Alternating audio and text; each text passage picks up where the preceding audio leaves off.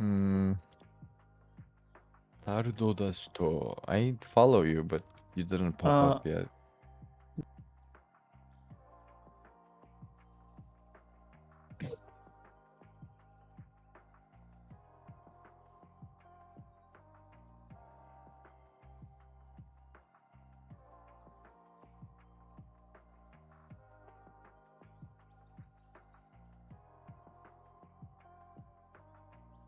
I literally don't hear you.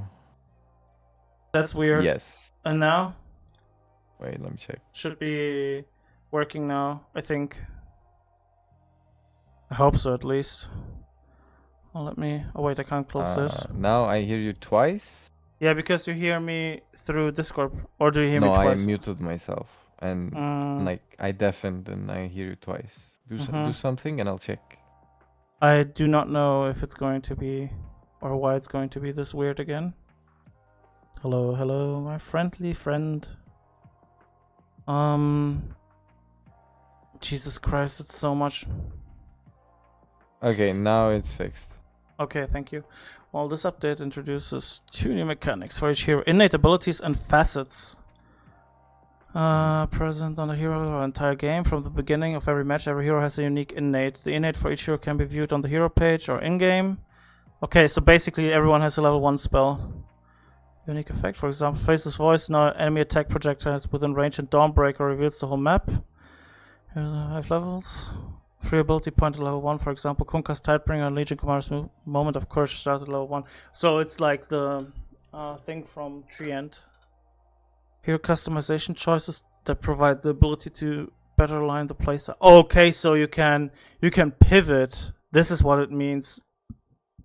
On the hero page, blah blah. Talking about the facets? Yeah, the facets. Yeah, you can pivot, which means you can like have a little bit of a different playstyle then.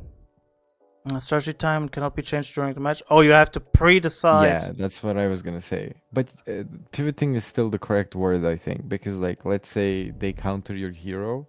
Yeah. You can play it another way. Yeah, you can. Yeah, that so sounds... we have to memorize twice the shit now. Thanks, Valve. Yeah, that sounds pretty fucking nice. Wraith King can choose between summoning skeletons or dealing additional damage, curse damage. Oh god, curse damage. I hope it's because his spell says curse damage, like in spell, and not an additional damage type. Leshrac can choose between his attacks, restoring mana. Blah blah, Lone Druid, fuck you. Strategy times extended. For the 1 to 3 weeks immediately after numbered patch. Okay, they give us more time to like drool and think what happens. Glyph of Fortification no longer refreshes when tier 3 is destroyed, so you just run down high ground. Glyph of Fortification now refreshes when the first melee Rex. Okay, so you go range Rex first and then melee Rex, or you give them a fortification. Or you know what I'm going to predict here already? They're just going tier 3, tier 4 then. Because why the fuck do you take the Rex if it gives them another fortification? If they didn't change creeps, yes. But I think they will touch creeps also. Dominated creeps no longer allow players to bypass. I didn't even know that's a thing. Hero denies now grant experience. Oh, you get... What?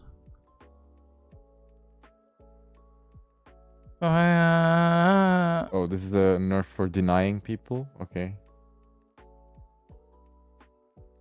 Oh, you get... Oh, you get the... No, you get XP for denying your teammates. No, it's like the enemy gets that XP. Oh yeah, my bad. Yeah, Fountain... so that's like actually... I mean, this is actually nice. Yeah. Fountain buff grants... Mana bars are always visible for enemies. Guys, this was the only thing that was left as fucking skill check hood, but I guess okay. Oh, not every hero has 1.7 base attack time. Max attack speed is always 700, and buff that grants 20 attack speed will display plus 20. Okay. Spell cast range is now always listed within your icon. Okay, holding Alt, the vision range of watchers in the map. Yeah, blah blah. Added a level's width.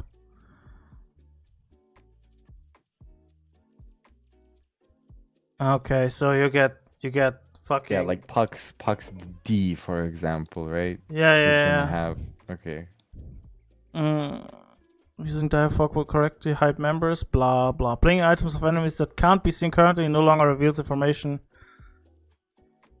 Whether, oh yeah, whatever. It's like cheese and shit. All right. No Dota Labs. Add the ability to type in hero name to jump to that hero. Sure. Fuck this. Roshan banner. Item rework. Now grants invulnerability to all allied creeps and radius. Creeps lose banner effect once they leave the radius. Banner duration decreased 5 to 2 minutes. So you go high ground with this. Wait, you're reading too fast. I can't keep up. Sorry. Roshan's banner. Smaller radius, but in the radius, creeps are invulnerable for 2 minutes. Melee hero attacks now deal 2 times damage to Roshan's banner. So melee heroes can break the Roshan banner. You need to commit to it. Okay, so this is good. Finally useful, right? Yeah, not This just item somewhere is in the finally base. Useful. Yeah. Dragonlance can no longer be disassembled. Oh no, whatever will I do? Eternal Shroud got nerfed. It's more expensive by 100, which is not that big. Fuck that item. Bloodthorn has probably more bug fix than anything else. Chain Lightning damage decreased. Maelstrom enjoys in shambles. Less health Octarine and is mana still from good. Octarine. Yeah.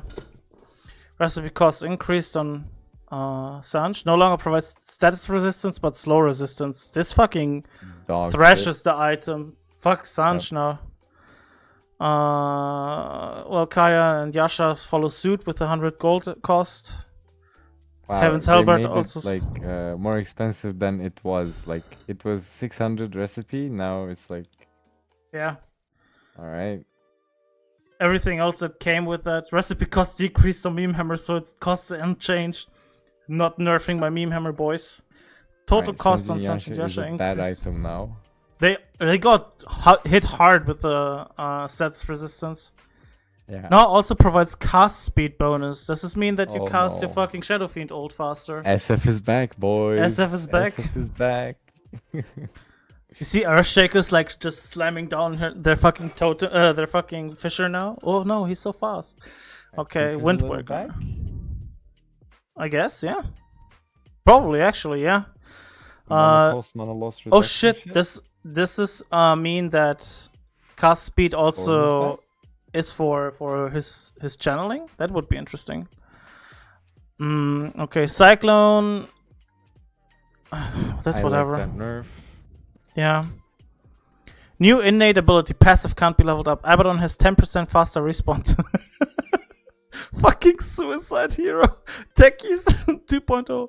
The Quicken in Facet. Every time a unit dies within 900 range of Abaddon, all of his cooldowns are reduced by 0.2. Dying heroes reduced cooldown by 4 seconds.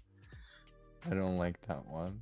So he goes cooldown reduction. Or Mephitic Shroud. Damage barrier is increased by 50%, but no longer does a burst of damage on expiration. Whenever damage is dealt to the barrier, enemies within 675 range take damage equal to 80% of the absorption amount. Increases duration and cooldown by 2 at all levels. So basically it's return damage then. 80% of the it's damage. Like a mini blade mail. This is kind of ass. So one thing about facets that I didn't understand. Yeah. Do you have to pick one? Yes. You do, right? Yes. Okay. Both of these are shit, so we can move on. I think this is okay. But this is, you know why I think this is actually bad? Because it requires your teammates to die. Like, cool. And now it requires a team to do bad, and this is kind of ass. I don't like that it returns damage. Well, whatever. Curse of Awareness no longer silences. Great. Now the full effect is applied on the first attack. Each hit resets the duration. Bonus attack decreased. So it's more of a rundown hero from the get-go. Movement slow is less. Damage per second is less. Duration decreased. Okay. Yeah, this is literally all just rundown hero now, and it doesn't have So to. he's like a melee Venomancer with a shield. Yeah. Okay. I mean, as long as this still dispels, it's decent. But they didn't touch the ult, so it's still Aghanim's ult with this. Yeah. Also, the cooldowns are shit, right? So. Yeah, I feel like if you take this is kind of weird, and if you take this, you increase your cooldown by 2 seconds on all levels on a Photic Shield, which Encrypt is going to hate. I mean, his axe is still broken, right? So Yeah. Facets. Alchemist starts with 250 bonus gold. What the fuck? that's broken. Yeah. It's not terrible. I don't think it's that good, to be honest, but who knows? Now decreases Berserker's Potion cooldown by 50%, Unstable Concoction by 30% for the duration That's of chemical also range. broken. I think this is really good, especially if you go like +3 Alchemist and then you just throw your shit all the time. Dang. That's actually pretty nice. Bonus health region increase. He got buffed quite a bit. And given that he keeps this Grievous Screech shit, he's not going to be terrible. Death Rhyme. New innate ability. Passives can't be leveled up. Ancient Apparition abilities now apply frost stacks that deal 10 damage per second and 1.5 movement slow for each attack on the enemy. So here's Drow Ranger. Yeah. Death Rhyme. Each stack also reduces target strength by, oh my god, improves with Ice Blast level. Jesus Christ. Imagine playing like against Undying Slark and this guy, and it reduces your strength so much all the time. Man, Some of these just sound read the already other one stupid. though. Deals Death Rhyme damage to all enemies within 400 radius from target. I don't think this is as good. I think this is more of a core thing, and this is just being annoying as a support. Cold Feet. No longer deals damage on its own, now applies Death Rhyme stacks. Stacks are dispelled when leaving the break area. Break distance increased. Stun duration increased. So wait, if you say you're level 3 on ult, this applies 8 stacks. So that's like 15 strength. No, it's like 10 strength. That's not That's that much. 200 health. I mean, it sounds like it's better earlier, and late game it's kind of whatever. Oh, but Well, they fucked Ice Vortex. No longer deals damage or slows. Now applies Death Rhyme stacks to targets in an area of effect. Stacks are dispelled when leaving the area. This is so bad. If it's like lingering, it would be better. But this hero is fucked by Doesn't. force stuff. Yeah. Like, no one's just gonna be like, yeah, I'm gonna sit on this Ice Vortex, guys. Yeah, or like Cold Feet as well. It's like, I'm not gonna walk out of that. Well, no longer does plus 2. Cost increase. I don't know. Don't know. I feel like this hero is really good at laning now because it just chunks so much health away. But like, and then late game you're just Ice Blast. So same AA, I suppose. Yeah, I don't know.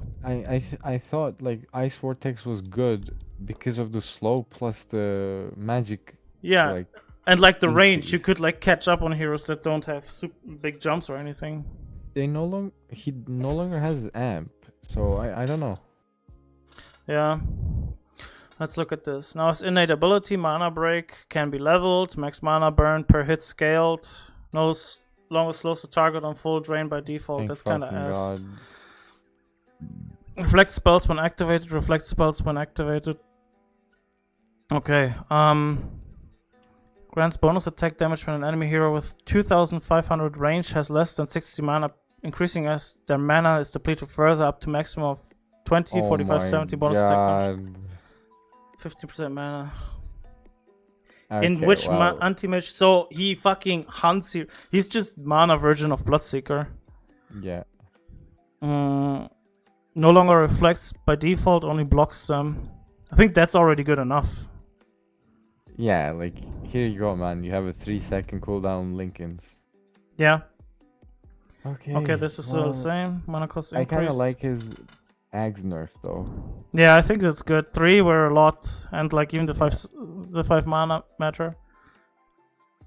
I think this is fine. The talents are fuck you, I don't care.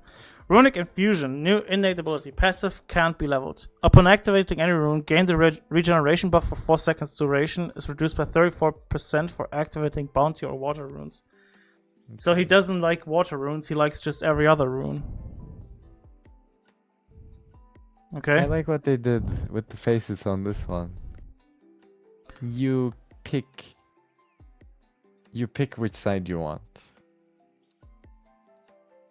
Oh shit, you can always play the same variation of Arc Warden that you want. Yeah, I like that. I think this is a cool change, even though I hate the hero. Yeah. I think it makes it consistent.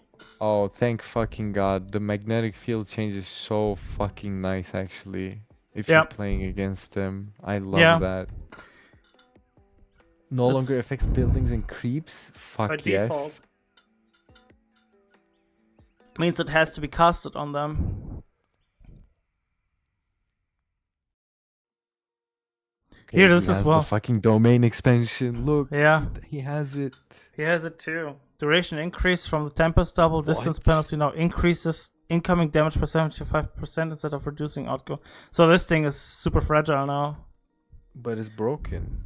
Yeah, it's a glass cannon thing. No, if he has hack, like it's more of a thing. He gets hacks, you're fucked because he deals 100% damage. Now restarts the ability cooldown if the Tempest double is killed by enemies. Oh my god, he doesn't have permanent Tempest double if he just feeds it into people. Wait, I think... Wait, what does that mean? It means if you kill the Tempest double, his cooldown goes back up again. Does it mean that? Or does it mean like you have, like, let's say you summon your Tempest double Yeah. and you know how it's like 100 seconds? Yeah, it's The 100 seconds. starts ticking after the thing is dead. No. It starts ticking as soon as you summon it. But if it dies by a kill from an enemy, Okay, so this It is goes like a back to completely 100 new again. mechanic.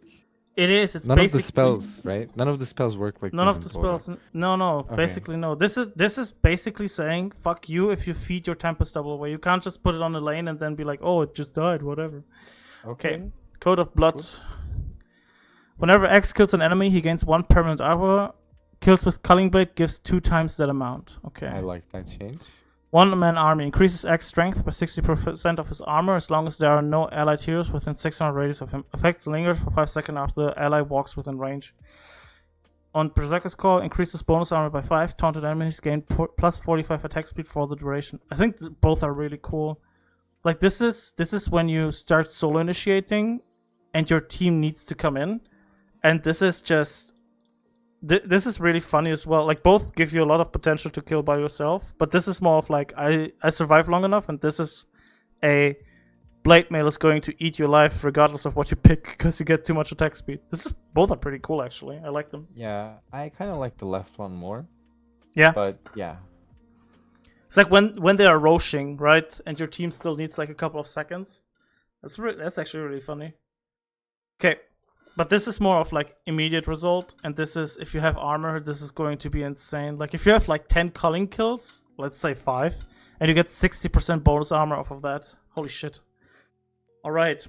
Bonus armor decrease, that's fine I suppose with these two. Aghanim Scepter upgrade. Changed as well. So applies battle hunger to all affect units, but doesn't reduce. Now applies immediately after applying it every 0.5 seconds. Aghanim Scepter no longer provides armor to X, now makes multiple battle hunger debuffs stackable. Oh, so you can like throw 5 battle hungers on someone. Aghanim Shard upgrade move to Aghanim Scepter. Damage reduction per stack increased from 15 to 20. Max stack decrease. What? Aghanim Scepter now also allows counter to decrease. You remember the Manta Axe? Yeah. You think it's back? No, they're disallowing it because it doesn't work on his illusions apparently. Oh. But you Oh, can yeah. still go. You can still go Aghanims and like do a build where you actually spin a lot. Yeah, the ballerina build. Yeah. Okay, Bane, strength gain. They fucking buffed him. Are Yeah. they smoking the ganja? Hello?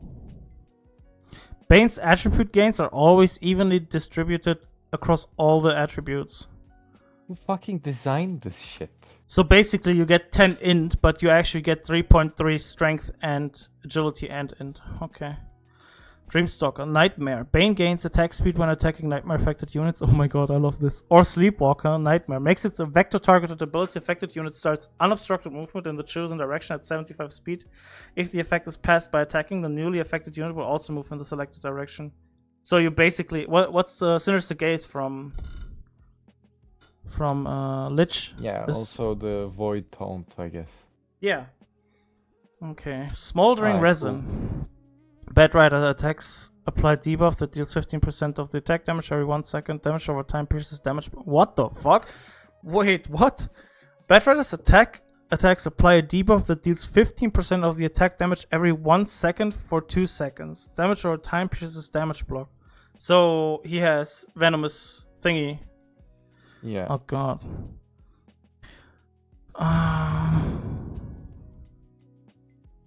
After using an ability or item on an enemy hero that applies a forced movement effect, gain 10% move speed and 8 free spell amplification. Oh, fuck. Dang. Okay. Or makes it apply sticky napalm on buildings. Bro, you just take stoked, you rush your force staff. Wait, no. Yes. No. Because force staff, you have to press on yourself. It says enemy, right? Yeah, you have to press on the enemy. Wait, your ultimate works though, right? Like if you just press ult, you get this buff. Yes. So you basically have 8% more damage for the entire game. Well, for the duration of that spell, yeah. But it doesn't stack. If this would stack, this would be a lot better. If you would be like casting force stuff first and then your ult, then it would be fine because it would be 20% movement speed plus 16% spell amp. But it's no, because sticky napalm, right? Wait, oh no, forced movement. Flame break. Okay. My bad. All right. Flame break, force, and flaming lasso. I was taking into consideration the fucking slow, but that's not forced movement. My bad. No. My bad. Alright, that range is broken. I also increase damage on sticky napalm. But damage on creeps is mid lower. right now. You just go Witchblade fucking Kaya. Basically, I think so. This is just that. You can even go Kaya Yasha. Kaya Yasha with this shit. Yep. Damage per second decreased on Firefly. Damage increased on Flaming Lasso. Well, they nerfed everything else because of the spell amp. Okay. Oh no, Beastmaster. Inner Beast. Now his innate ability passive can be leveled. Now only affects Beastmaster units under his control. Whatever. Wild Hunt. Bonus attack speed from Inner Beast is increased per unit controlled by Beastmaster that is currently under the effect of Inner Beast. So if you have the Boar, 2 Hawks, and 2 creeps from the Helm of the Dominator, the big one, that's 25 more attack speed. That doesn't seem worth to me. Or the other one. You only get it to yourself and your creeps. Yeah. Or the other one can be activated to increase Beastmaster's attack speed by 8, 16, whatever. I love that one. With this effect, active his attacks will apply wild access debuff on the current level. This is so much better. Alright, you're gonna solo kill people and they're gonna cry. I like it. This is like a 6... Like, imagine this with drums. This is insane. Like... Yeah, also he's gonna just ult you, press this, and you're dead. Yeah, you don't need 6... Like, you don't need this effect. This is kind of ass. But this with 6 seconds? Holy shit, that's way enough. Yeah, Beast Mode is better than Wild Hunt, for sure. Yeah. Alright. Okay, let's just go. I don't look at the talents, fuck that. Whenever Bloodseeker kills a unit, he restores 25 health plus 1% of the max unit's health per Bloodseeker's level. Restores full for half values when denying or if an ally kills an enemy hero within 300 range. This healing is classified as lifesteal and is amplified by lifesteal amplification. Lifesteal from creeps reduced by 40%. Well, so his laning is a little bit worse because he doesn't lifesteal as much anymore. Yeah. Read arterial spray, man. When attacking a ruptured target, Bloodseeker and the target get pushed 50 units in the direction Bloodseeker is facing. What? Wait, what? So he pushes people. Oh my god. That is broken. This is so funny though. That's so fucked up. This is... Oh my god. This is hilarious, man. That is so funny. It's like you sniper headshot both of them, right? Yeah, dude. This is like the perfect lane sniper headshot plus this shit, and you just push them. Okay, Thirst can be activated to grant 50% movement speed for 5 seconds. Thirst does not grant passive movement speed while on cooldown. Oh, that's kind of. This is like committing to this shit. I like the Rupture one more, just for shits and giggle, man. Imagine like you have fucking Bloodseeker pushing you around with his moon shard, and he's just like bonk, Like, bonk, bonk. brrrra, Yeah. you know? Okay, Agham's shard healing damage increased. Well, no longer has max HP threshold and starts at 100%. Oh, okay, that's cool actually. It just always works. Okay.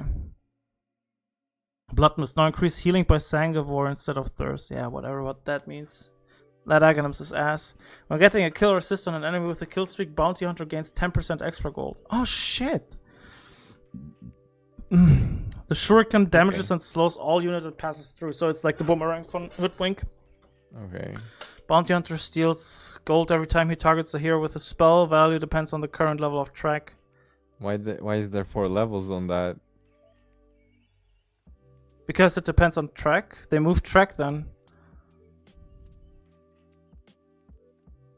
What the fuck? This is not an ult anymore. Wait. No longer. Okay, no longer prevent bonus damage. No longer slows. I don't understand. Yeah, this is weird. Why is it for? I think this has to be the move to regular ability. Otherwise, But it doesn't make sense. say that. Oh, Also, look at okay. how. Oh, is it Janada? Yeah, is it Jinada his ultimate now? Because that would make a lot of sense if that is. Yeah. No, it doesn't. Because an old. Maybe it's based on Janada. This. Did they just fucking miss it? I think so. Okay, Brewmaster. Oh god. Innate Alright. ability. Passive can be leveled up with skill points. Earth Brawler. Rescaled 13572 to 13579. So you put 5 points in this shit now. Earth Brawler magic resistance rescaled. So the higher ends are the same. I'm looking, and They're some of them slightly are actually higher better. sometimes. Yeah. Yeah. Viral speed rescaled. Stats resistance rescaled. So what I assume is this is level 1, which makes the hero super strong. Oh wait, this is already in there and you can level this up. Brewmaster is really strong then. Holy shit. Okay, rollout. This seems ass. I'm already saying that. When casting Cinderbrew, Brewmaster rolls the whole barrel in the The target's other one is direction. worse. Dealing damage, drenching enemies. It's not. It's actually not. Dealing damage and drenching enemies with Cinderbrew along the way within 350 radius from the barrel. Enemies hit by the 75 range wide barrel take physical damage. So this is. I can't even read this, dude. This seems to be good if you have like. So this hero is always dependent on what you're laning with, and this makes it even more dependent of that. I will try this, but I think this is just better. Because this gave you overall like 30% bonus movement speed plus. I know because this used to be his old Yeah, this thing. used to be a thing, right? I was just gonna say Yeah, that. I remember this. This used to be his old version from Drunken Brawler where you get bonus movement speed and up and down. But overall you were always ending up being faster. And yeah, this is actually pretty good. Damage Alright. decreased, movement speed slow rescaled. It's worse earlier on and better later on. Attack speed slow rescaled. This Same thing. rarely ever mattered to be honest, but whatever. And this just got nerfed level 1. Fuck this. Can now be ignited from only magical. Yeah, I told you that Sven fucking Cleave could ignite this shit. This was stupid. Earthbrewing Demolish decreased. This is really bad. 250 to 200 because you could just siege with whatever the fuck you wanted. Cyclone. Cyclone duration sucks now. Yeah, it's level 3 only. I mean, it's Oh still my! Look at Windwalk. cooldown increase. Oh no! Oh my god, this got nerfed into oblivion.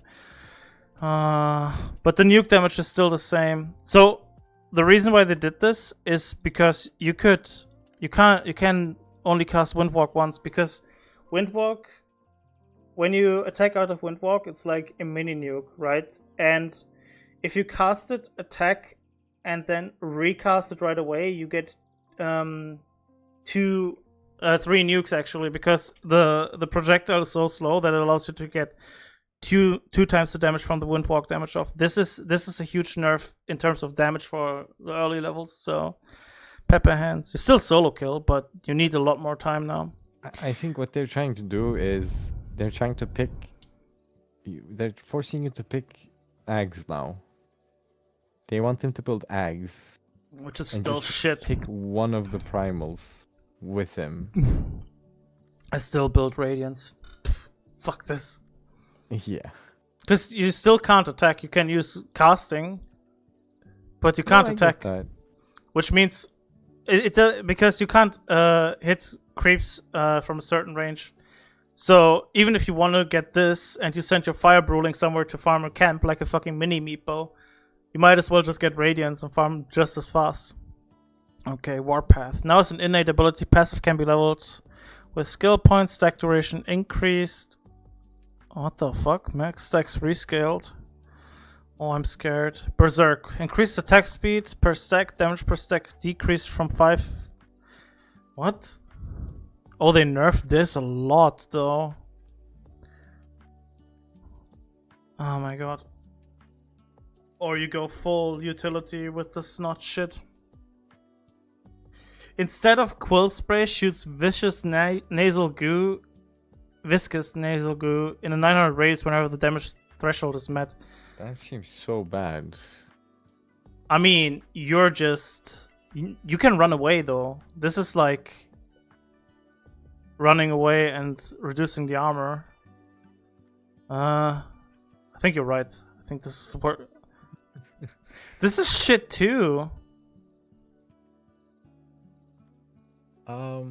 The only question I have is like Yeah. the snot rocket, right? Yeah. Does that affect your agonyms? It probably doesn't. Yeah, probably. But then it makes no fucking sense. I don't get it. I mean, look I at this. honestly This has to be better because otherwise I don't understand this. Increases attack speed, right? Yeah. But puts your damage to 5. And on the other side, you don't throw your quills out anymore. You just snot at them. Do you see that this is weird? Because even if you I take get the what less you're shit trying one, to say. even if you take the less shit one, they're both shit. And you have to take one. It feels like Berserk and Snot have synergy, weirdly, right? Like, you... Yeah. Does that make sense? Because if Yeah. I have attack speed, I would rather have them have less armor. Yeah. But you put that to Snot. It's weird. Yeah. I don't know. Oh, they increased, they nerfed the Aghanims on Bristleback as well. Okay, Brute Yeah. Mother, please be still dead, hero. Silk and Bola replaced with... Wait, did it say here something earlier? Wait, no, it doesn't say here anything. But with... Bro, they just brought his old spell back and removed the fucking Silken Bola. Dude, Spider's Milk. Ew. Whenever Brute Mother kills a unit, she and all units hero under her control in 600 radius receive a full stackable buff that heals them for 4% of the victim's health each second. Oh god, she's just... The healing is classified as lifesteal. Cool. Necrotic web, spin web. Enemies within the web have their health regen reduced. Oh shit, this is just a Skadi then. Skadi? Yeah. Applies bonuses to all spiderlings on a Brute Mother control in 800. Okay, that one is the new Silken Bola. Dude, I'm just thinking this. You can't lane this mid anymore. You can't lane mid. All your healing reduced, dude. Oh, but okay. But listen, look, Spin Web no longer provides her health regen. Oh shit. Well, she still gets health regen when she kills units. Yeah, but I don't know. That really doesn't matter because, like, 4% of a creep is like what? Like, let's say it's 500. That's like 20 HP. And Yeah. if she kills the whole wave, there's 5 creeps. That's like 100 HP. That's nothing. But that's that's more than a tango. Yeah. I don't know. I don't like it. I'm just looking at this like you just slow them. Like, how do you trade? I feel like it's really hard to trade with the Brute Mother because you don't heal as much, and you slow them in the web as well. Like, if they pop a salve, it's 360 HP at level 1 instead of 400. That's still quite significant, I feel like. Or Tango is just going to be like 70 HP or something. I don't know. Maybe it's not as big as I think, but I feel like we're going to see a lot of offlane and mid Brute Mothers. Okay. New basic ability on attack, the incapacitating bite, whatever. Spiderlings now creates similar Spiderlings instead of Spider Eyes. Now also slows target. Oh my god. Spiderling health decreased. Fuck you, Spiderlings. Spiderling health decreased, whatever. Base health regen decreased from Centaur from 5 to 4. And less movement speed. Rawhide. Centaur War Runner permanently gained plus 40 max health every 120 seconds. What the fuck? Every 3 minutes this guy has 2 minutes has just plus 40 HP, dude. What the fuck is that? 60 minutes game, and this piece of shit just gets plus 800 HP for no fucking reason. That makes no sense though. Why? Okay, damage is increased on Double Edge my by 25% of the damage Centaur War Runner took in the last 6 seconds from heroes, up to a maximum of 100% bonus Double Edge damage. That's when he so much damage. No. Jesus. Or horsepower. Centaur War Runner gains 40% of his strength as bonus movement speed. Does not stack with movement speed bonuses from boots. Max movement speed cap increased from 550 to 600. What the fuck? So you can just like skip boots on this hero if you go the right one? Yeah, you can. You skip boots, literally. You just build 5 Heart of Taras and you don't need boots. Easy. Okay. Dude, this is exactly the patch my friend wanted. He was talking about this like for the longest time. Not requiring boot heroes and like I don't know. This is insane. Hitcher right now grants invulnerability to the mounted target and no longer ends when blinking teleporting. You can Okay, that's broken. So you have BKB and they have no way to interrupt it. You get your carry out of the shit situation. You're basically IO. Holy shit. Man, it's not even BKB. You're untouchable. Whenever illusions of Chaos Knight are created, there's a 50% chance that an additional 1 illusion will spawn. Fucking Gamble Knight. This hero. Phantasmagoria. All illusions created that one's so good. by or of Chaos Knight are strong illusions. This includes phantasm illusions of allies created with Aghanim Scepter, items illusions, and Rune. Or have 20% damage reduction. Wait. Additional Chaos Knight's illusion within 1200 rays have 20% damage reduction. That is broken. I'm just telling you. That's right now. It is broken. So, okay, basically, what the I'm fuck? Chaos Knight, okay? I'm Chaos Knight. I have Phantasmagoria. You're Dazzle. You can't kill my illusions. That's correct. Yes. Because so they're all strong illusions. Yeah. Yes. And you have a Shadow Demon, and you have I press Manta. My Mantas don't die. By the way, Shard. it says whenever illusions of Chaos Knight are created. This means Manta style. This means everything. So you can, if you're lucky, you get 4 illusions of Manta. The other one is so bad. The other one is really fucking funny though. It's an equal chance. Or nothing. This is a support Chaos Knight though. Imagine this is like Lucky Shot. This piece of shit reality rifts you, right? And you're not doing anything. You're just happy PA, you know. And then this guy reality rifts you, and you can't crit him, you can't evade him, you can't do shit. I noticed something. Okay. Go on. Okay, so it's even the gambling dice on the fucking ability. If you look at how they color coded this, they made sure like the gray ones are the useless ones. Oh my god, you're right. You're not wrong though. Yeah, I just fucking realized it after reading this. And it's They're great. like, you're not getting anything. You shouldn't pick this. We want you to get the exciting one, yeah. Illusions from this ability. They did nerf Phantasm. Oh, you need to take. If you play carry, you need to take the left one. Yes. Because otherwise, this one is ass. Just fucking random +5 lion, level 20 sucks 3 illusions, and 2 of them are just dead. Yep. Oh my god. Oh no, Chen. New innate ability. Active levels up with Holy Persuasion and improves with Chen's level. Chen summons a convert to fight for him. The convert gains bonus from Holy Persuasion with the exception of health, which is set to.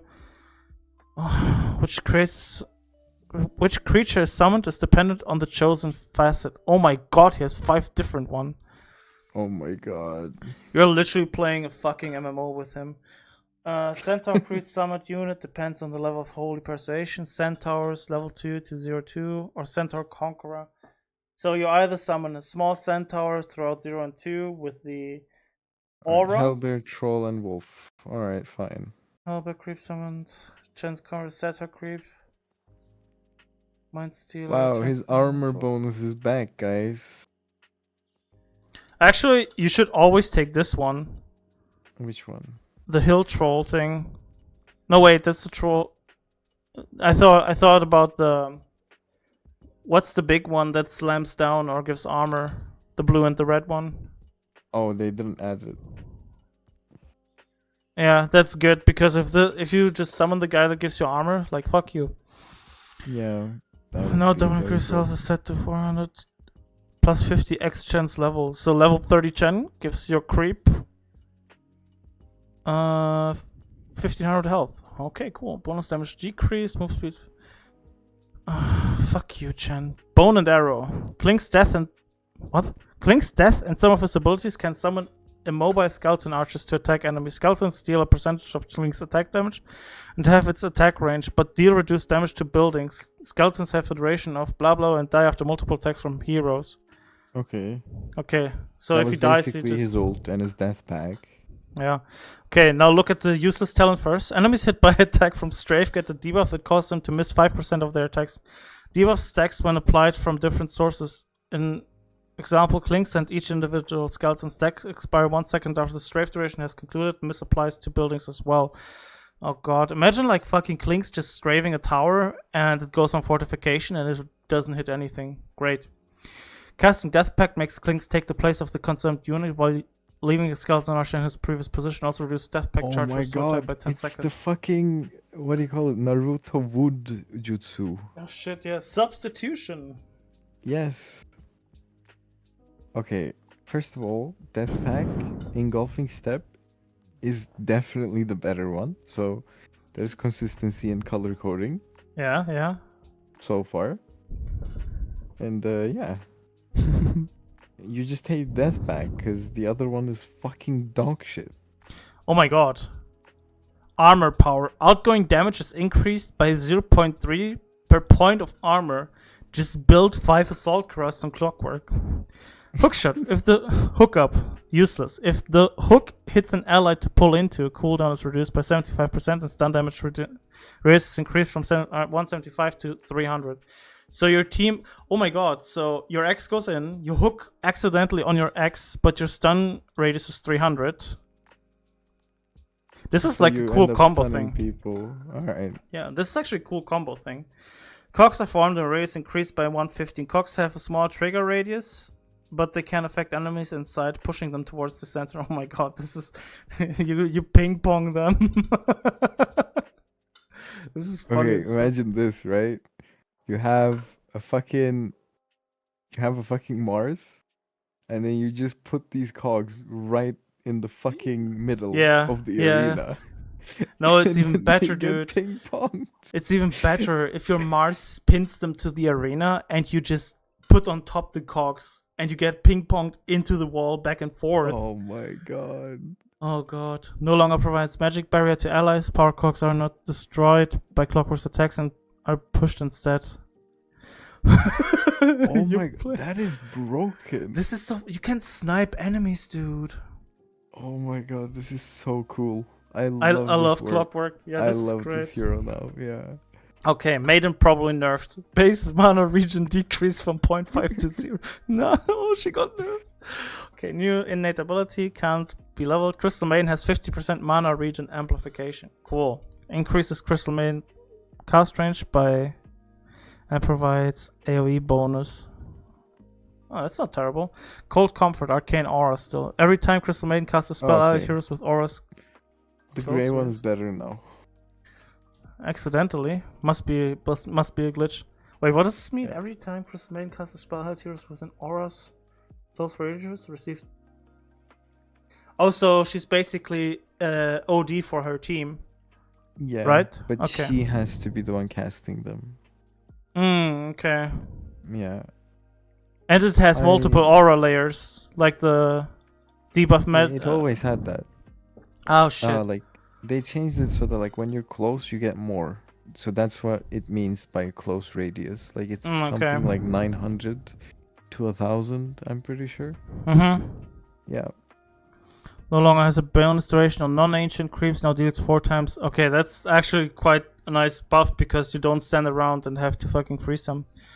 Self bonus factor from mana region removed. Receive close bonus. Freezing Felt no longer grants armor. Attack speed slow. That's kind of hard for her. Oh, whatever. I fucking like that because you know I'm the one eating that shit on my face. Yeah. Yeah. Now can be aimed where Crystal Maiden will slide. So your Pangolier sliding. Cool. Mr. Spiky Head Darkseer. Darkseer's intelligence cannot be lower than either his strength or agility. If any of these attributes are higher, he gains intelligence to match them. Oh god. Wait, that's broken. Quick Wit. Darkseer gains 0.5 attack speed per each point of intelligence, or base movement speed decreased to 275. Darkseer gains 8% of the movement speed of all heroes within 900 radius. All heroes, by the way. AoE that means search. Enemies. Oh, for fuck's sake, you're right. Whatever. I don't like this. What the fuck is I that? Like I like this. You want? You like the quick wit? Look at this, right? You get attack speed per each point of intelligence. You build this motherfucker into just having max strength, right? Okay. He gets the attack speed for the strength, and he gets int to match it. So basically, he beats the shit out of you. Okay. Literally. Good idea. He just lacks the armor. About this. You're playing Darkseer. And enemy picks fucking ranged heroes to counter you. Okay. Okay. As the game progresses, like they have Leshrac and shit, they're never catching you. And your laning is buffed now because 3 heroes give you movement speed, so there's no way to actually get you off of themselves when you Ion Shell them in lane. Yeah. So either way, both are good. Yeah. Alright, I like Darkseer as well. Good hero. Whenever a hero ability makes Dark Willow untargetable or hidden, she gains 100% health and mana regen while in that state. So untargetable is her Shadow Realm. And the fucking book in the 60 minutes situation. Cool. While in Shadow Realm, Dark will emit a 600 radius aura that increases damage that she deals to enemies affected by it up to 25% damage scales based on how long she remains under the effects of Shadow Realm, or creates 4 additional brambles on the outer ring that last 50% less. Enemies rooted by any bramble take 10% more spell damage. I think this is cooler when you play like a rundown core Willow, when you have like ult up and do 25% more damage, right? And this is very much just support here, fuck you. Like this is going to be really large then. They gave Terrorize more AoE as well. Yeah, I mean... By the way, the untargetable thing, she now has, like, if you astral her, she still gets that. Oh shit, you're right. This means it everything any that hero ability. So astral, disruption, all that kind of stuff. Yeah, that's pretty cool. Whenever the sun rises, Dawnbreaker gradually reveals the entire map to allies over 4 seconds. Fog of War returns 1 second after that. That's pretty cool. I don't like this. I really hate this. It's a free Zeus ult every morning. Yeah? This is like... Why? It makes it worth to just pick her as 5 for the sheer amount of information. Yeah. Luminosity. Whenever Dawnbreaker hits a target with the powered up Luminosity, she decreases the cooldown of all her abilities. Oh my god, by 1 second. When the enemy is on the ground, it emits a weaker... Wait. When the hammer is on the ground, it emits a weaker pulsing effect of Solar Guardian in a 200 AoE around it. Its efficiency is reduced by 50%. Increases duration that the hammer can remain stationary to 4 seconds. You just pick Gleaming Hammer every time. Pretty I don't much. care if you're core. I don't care if you're fucking position 0.0. You just pick the other one because it's such a good ability. The other one is funny.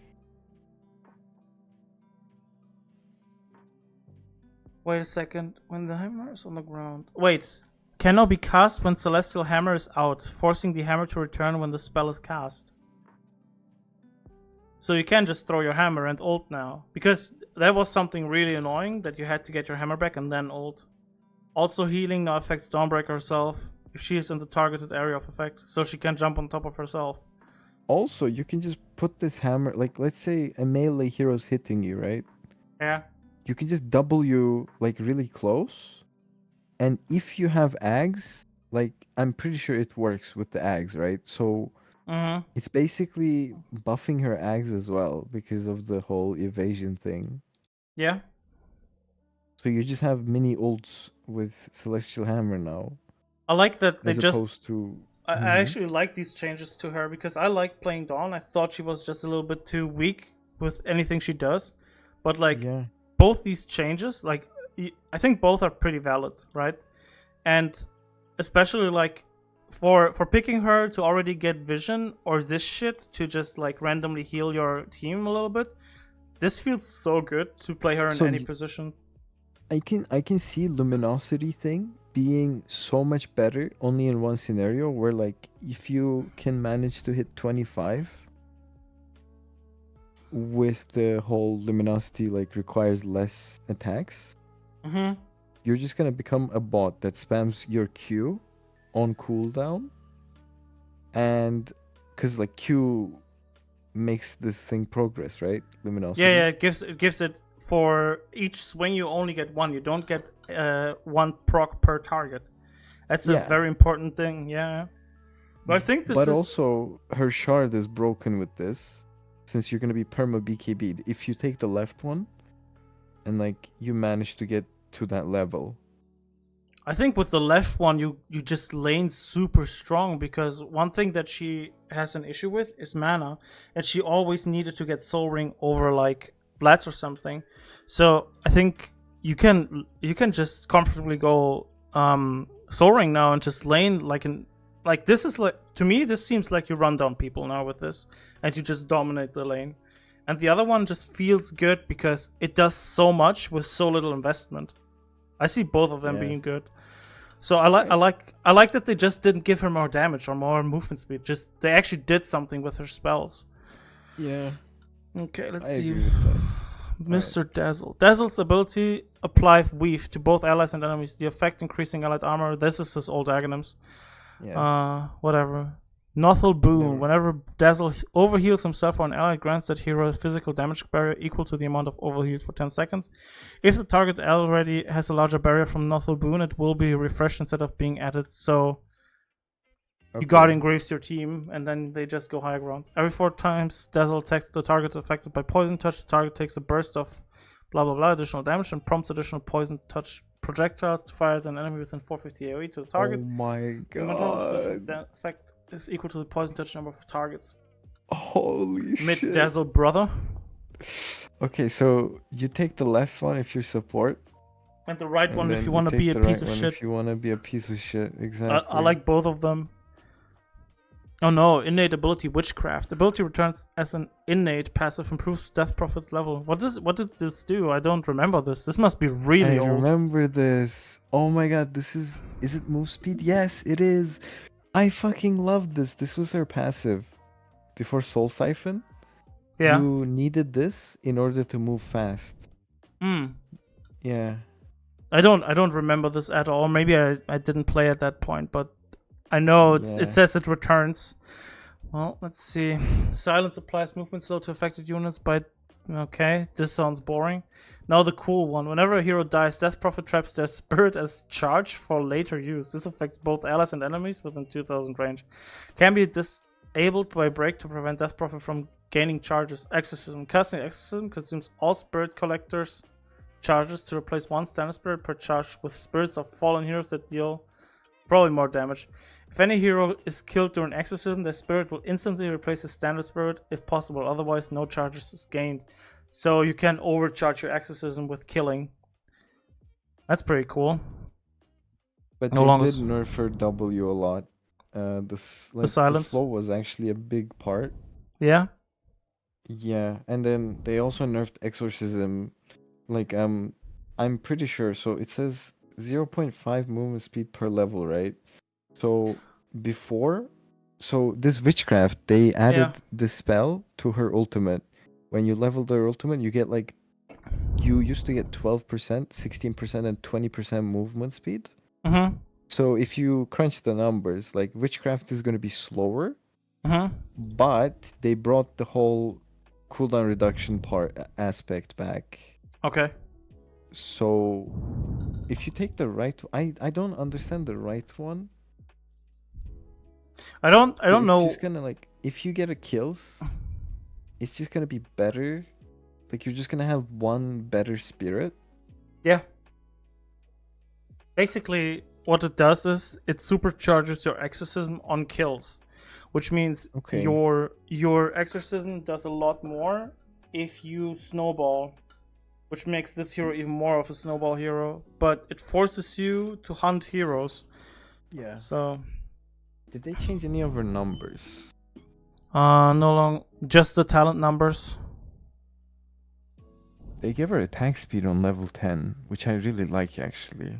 Yeah, she does hurt instead of quite the a 30 lot. damage. She does. And also, this does work better with her Ags now, because her Ags procs with her attacks as well. Yeah. More slow. Dude, 40 attack speed on level 10 seems broken to me a little bit. It's a free Hyperstone, yeah. Okay, that's 2k fucking gold, man. Alright. Yeah. Electromagnetic Repulsion. Whenever Disruptor takes more than 250 damage from enemies within 400 range, all nearby units are pushed to a 400 unit distance. Oh my god. So he just farts on people. Thunderstrike strikes all enemies within kinetic field or kinetic fence.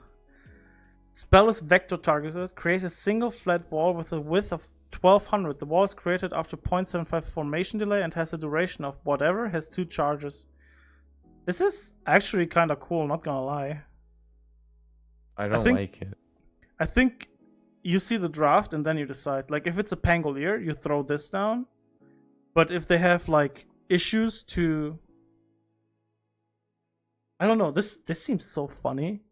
I feel like... Okay, the way I view it in my head is the left one is always upside, while the right one will be like a gamble. Specific. Yeah. But actually, 1200 is a big fucking wall. So it's about the size of Fissure. Yeah, so maybe it's gonna be good. Better than, like, I expect it to be. But you also have to factor in, like... in later stages of the game, when he has his Ags, it's gonna be so bad when, like, you wanna go like this fucking bullshit blink Ags thing, right? Yeah. And they just force you into your team, and that's they can actually just press good their point. spells again. That's actually a really good point because your Aghanims, your kinetic field just works so well with your Aghanims, right? I feel like this is a very situational spell. But we are back to gray or whatever darkened colors being asked. Wait, I want to read the spells. Just give me 1 second. No longer has any kinetic field interactions by default. Aghanim's shot bonus range decreased. Aghanim's shot bonus Thunderstrike had kinetic field interactions? When you put you could throw it down on the kinetic field on default, but that really doesn't matter all that much. Wait, that was already there? Like this thunderstorm thing? Yeah, I didn't even know this. That's why he was doing so much damage to my ass. Alright. Oh yeah. Level question mark pain. I like it on Doom. Oh my god, he gets a whole point of health regen more and a little bit more strength. Doom deals 10% bonus attack damage to enemies whose level is lower than his. Oh my god, Midas hero. Replace the 70-second cooldown with 2 charges with 90 seconds restore time. Stolen creep abilities are upgraded by 1 level. Or items sell back for 90% of their price, but buyback costs 50%. Oh my god. What? This is... I actually don't like that one. Because what are you selling? Like, Midas. what's the idea there? Okay, what else? Let's think about this for a second. Mm-hmm. So, I tell you why I don't like the Devour one. This is a steroid. Okay? This becomes shit after a couple of uses because you're slower. This is like an early... Like, you get your first couple of levels maybe a little bit earlier. But this is kind of ass. And this is like super early game better, and this is super late game better. There's no in between. Oh, I was gonna say if it's still granted armor, the left one is broken, but they obviously addressed that. And they nerfed this as well. Yeah, and they nerfed Scorched Earth. They nerfed this as well. Now, alright. They increased know, man. I just don't see what are you selling except Midas. I mean, it comes down on if you want to change your build a little bit, right? You have the option of being more versatile. Let's say you went Radiance, but it's late game and your Radiance does nothing, and you switch to Shivas or something. Because you do either or on Doom at the moment, right? Or like you go I don't even know. I think the hero, it depends on like, this is forgiving more than anything, you know? But hear me out. I'm hearing you out. Stolen creep abilities are upgraded by 1 level, meaning that you can have the frozen armor thing at like earlier, and you just put that on 2 people, and that's like 10 more armor at like minute 8. So that's also a thing. I just think this is... I think this comes back to bite you. Because on long term, this is just better because it doesn't hurt your early game. I think this is still kind of ass. It's like the Bristleback situation, you know? Both are not great, but this keeps you in the... Well, I think this is not as good as it looks like. But maybe I'm just being wrong. This is whatever. Dragon Knight. Added new ability, Worm's Wrath. It replaces Dragon Blood, providing an upgrading Dragon Knight's attack modifier set by facet. Oh god, yes. What? 3 different one. Oh my god, okay. Provides 4.5 health regen and 2.5 armor, which are further increased by 0.5 with every hero level. Health regen and armor bonuses are multiplied by 1.5 while in dragon form. That's broken. Okay. Fire Dragon. While in human form, attacks have 20, 30, 40, 50% cleave with 450 range. While in dragon form, cleave increases by another and turns into splash damage to all enemies. Corrosive Dragon. While in human form, attack applies poison to the target, deals per second, reduces the target's armor by 1 duration. Poison also affects building. While in dragon form, poison damage and armor reduction are increased, and it's applied to all enemies within 350 range from the attack target. So all of them have splash. While in human form, attacks apply frost to the target. It reduces enemies' movement speed, attack by blah blah blah, and health by restore duration, blah blah blah, building. While in dragon form, all reduction and apply to all enemies with 315 attack. So what I'm seeing here is you play Dragon Knight and they pick Morphling, so you pick this. You play Dragon Knight and they pick... When you say PL. this, I don't know what you're doing. Oh, when... sorry. When they play PL, you take the Cleave version. When they play Morphling, you take the Frost version. When they play PA or something with high armor, you take the Corrosive Dragon. Basically, Dragon Knight is a Swiss Army knife. Isn't like 1, 2, 3, 4 kind of bad? Isn't 1, 2, 3, 4 armor kind of bad compared to other stuff? For example... Sure, but I'm assuming this stacks. Also takes buildings. Does it say anywhere that it stacks? It doesn't say that it's not stacking. Yeah. I feel like it's a one-time buff, like debuff though. If it stacks, I can see it. Like if it has like a cap of like 3 or something, Yeah, I can see it being like really good because that's just minus 12 armor. yeah. But compared to Frost, I feel like all of them are bad except like if you're playing at pause 1, I can see Cleave going like you can be the new Sven. Yeah. Actually But I quite a feel big like range for 50 is like Sven's range, right? yeah, but Frost also gives you free Skadi. So I don't know. They all have good applications. I think all of them are worth it at some point or another. Yeah. Okay, no longer applies dragon attack effects. Thank God. Breathe fire. Fuck Thank you. Yes. Worm's Wrath provides and improves attack modifiers. Okay, yeah. Now upgraded with Aghanim Scepter, improves attack modifiers of the chosen facet. Okay, so Aghanim's makes it just better. No longer changes dragon type with each level. Now the dragon form depends on the chosen hero facet. Now increase attack damage by 20, 60, 100. Aghanim Scepter Black Dragon form no longer increases magic resistance. That's nice. Letter patch. It's gonna make his Aghanims be able to toggle his facets. Let's go. Let's go. It's gonna Like be the Brewmaster? version Brew, 2, yeah. Brew Knight. Brew Knight, yes. Precision Aura. Ability returns its innate. Passive improves. Oh my god. I like that actually. Grants bonus agility to draw and allied heroes. Blah blah blah. Effect starts with 1% of draw's current agility and increases by 1% with each draw ranger's level.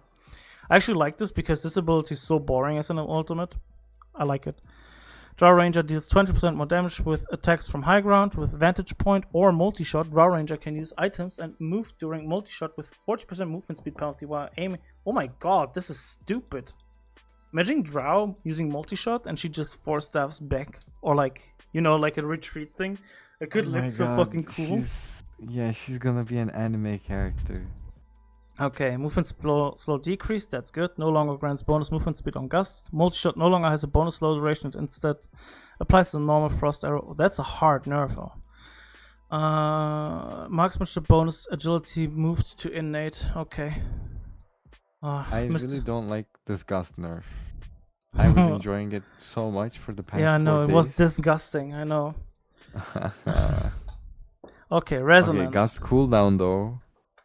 You might actually take this one now. Because it's level 10. Yeah, that's pretty early. Yeah. Plus 30% gust movement speed. Self-gust movement speed. Okay, nice. Okay. That's... Wait, no. Wait, is it nice? Yes, it is nice. Okay. And then... Okay. I'm okay with these. I don't want to read Earth Spirit. Holy shit. Do you want me to? What remains? Oh, remains innate. Okay, it stays still the same. Active improves with Earth Spirit levels. Okay. Stone Remnants have a duration of 60 seconds. Has 7 charges with additional 1 max charge gained every 5 hero levels. And 0 mana cost. Magnetize. Each magnetized Stone Remnant gives Earth Spirit bonus attack damage. Oh shit, he punches really hard.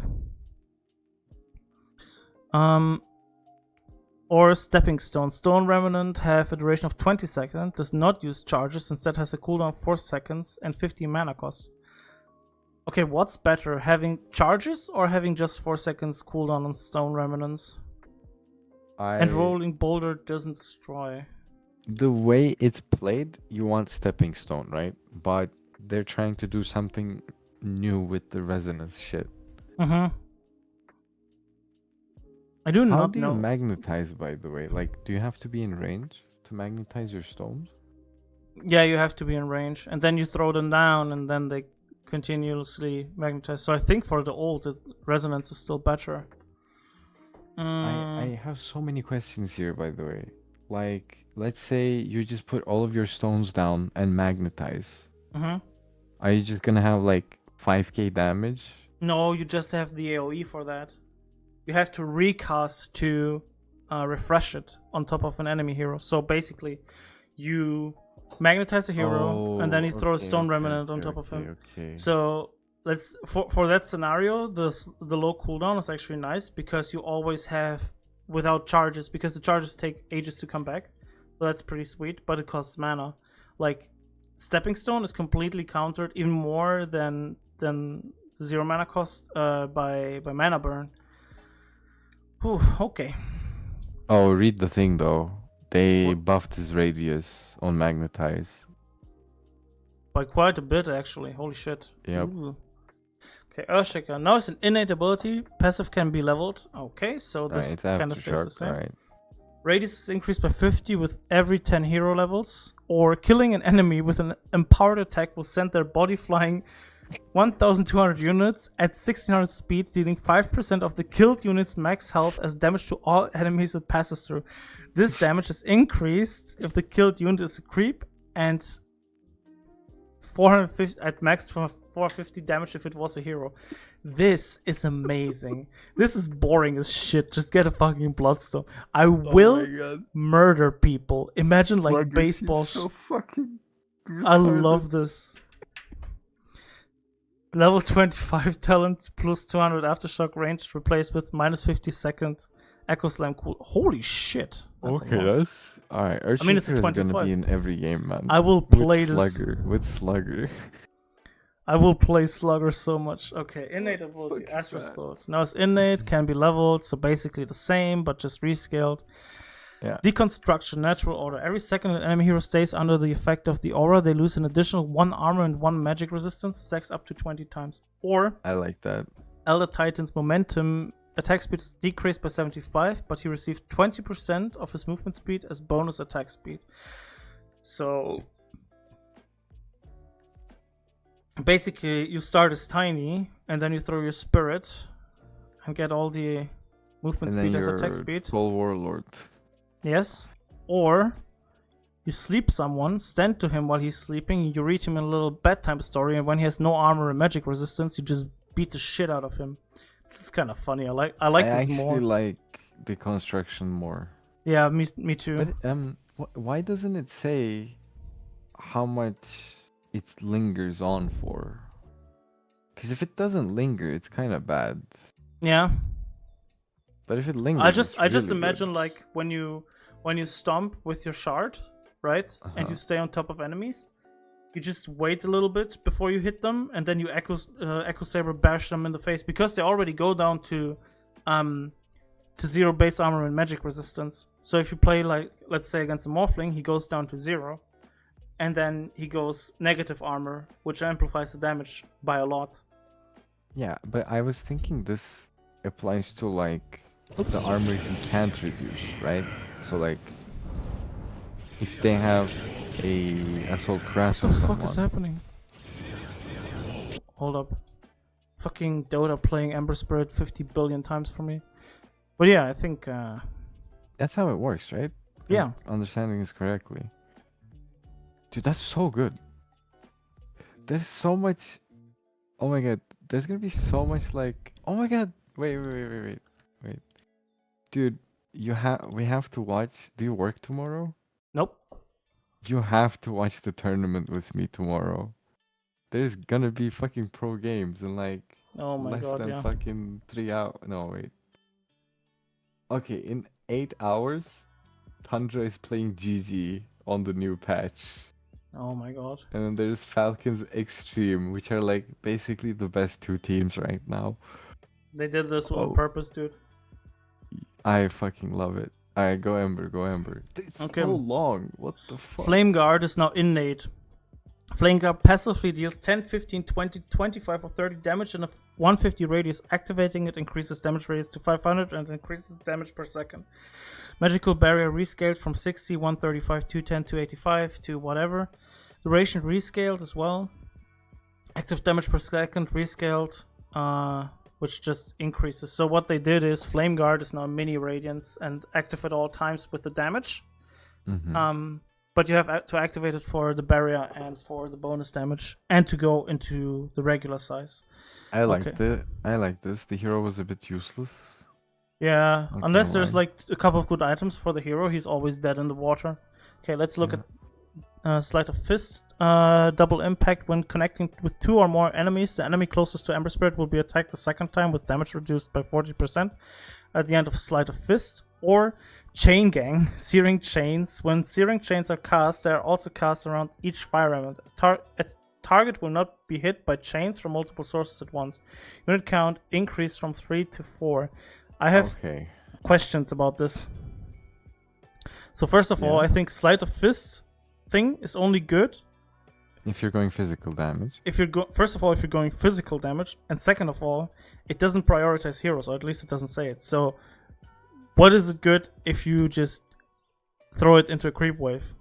It's just still a Sleight of Fist with a creep that gets slapped in the face. Yeah, with 40% less damage. And the other one, how many bolas are going out? Because potentially 16. Yeah, but my question is, if you used up all yours on your Ember, does it throw out more still? Yes. Okay, then this with Aghanims, dude, ultimate lockdown hero. Hello. I really prefer the chain gang. Worse. Yeah. Even worse. Imagine throwing this down in a jungle, right? Oh. With your shard that also deals like the AoE damage, you just throw down the shard, a fucking Revenant from the base, and just farm jungle camps for free. Okay, I think they're gonna soon nerf that. Yeah, this seems too good. Like, it seems so broken. This is like, remember Klinks with like infinite amount of stacks, and as soon as he has Maelstrom, like, think this guy. Yeah. You just have a support stacking the first 15 minutes. You rush your shard, and max this.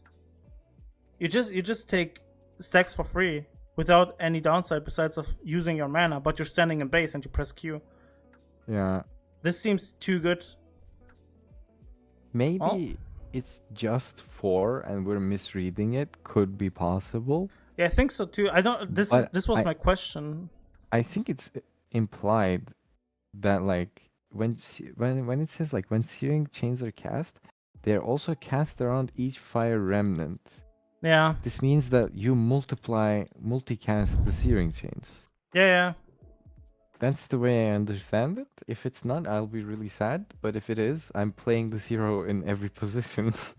Yeah, I feel like this is like doesn't matter. Like, you throw it as a support in a fight. You're not committing anything, and you press Q. It seems so broken. Yeah, you just need to buy like 2 null talismans or some shit. Like maybe an urn for some pressure.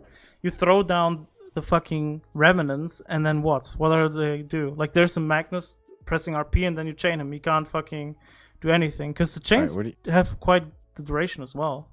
What do you think about Enchantress? Whenever Enchantress is about to receive a neutral item token from neutral creep, she gets 1 more if available. Holy shit. What? This is kind of stupid though. Whenever Enchantress is about to receive a neutral item token from neutral creep, she gets 1 more if available. This is kind of ass. Yep. Okay. Overprotective Wisp. Whenever Enchantress takes more than 250 damage from enemy heroes, 1 Wisp appears to heal for 4 seconds. Can't have more than 4 Overprotective Wisps. Just read that. Huh? You just read the same thing twice. No. Whenever this is the Forest Freebie, the thing. That's the first thing I read. With the extra tokens, that's kind of ass. And the other one, Enchantress gains additional attack range when attacking enchanted enemy heroes. Cast range increase. I think this is cool. So this is all broken. Spellbound is good. The other one is really bad because think about how little strength this hero has. Like, even if she builds full strength, she really struggles to build it up. Also, the thing is, like, wisps heal like individually. Well, wisps heal for nothing. Yeah. I don't like it. Yeah. Enchanting a neutral creep is now guaranteed to drop neutral if available. That's cool. Enchantress will see 50% of the experience bonus of the enchanted creep. This is also good. Well, she seems decent like this. And with Spellbound, yeah, she seems decent. Like, she was good. And then they just made her more viable for mortals like us. And yeah, she's no longer a hero that needs to be just played professionally, right? Yeah.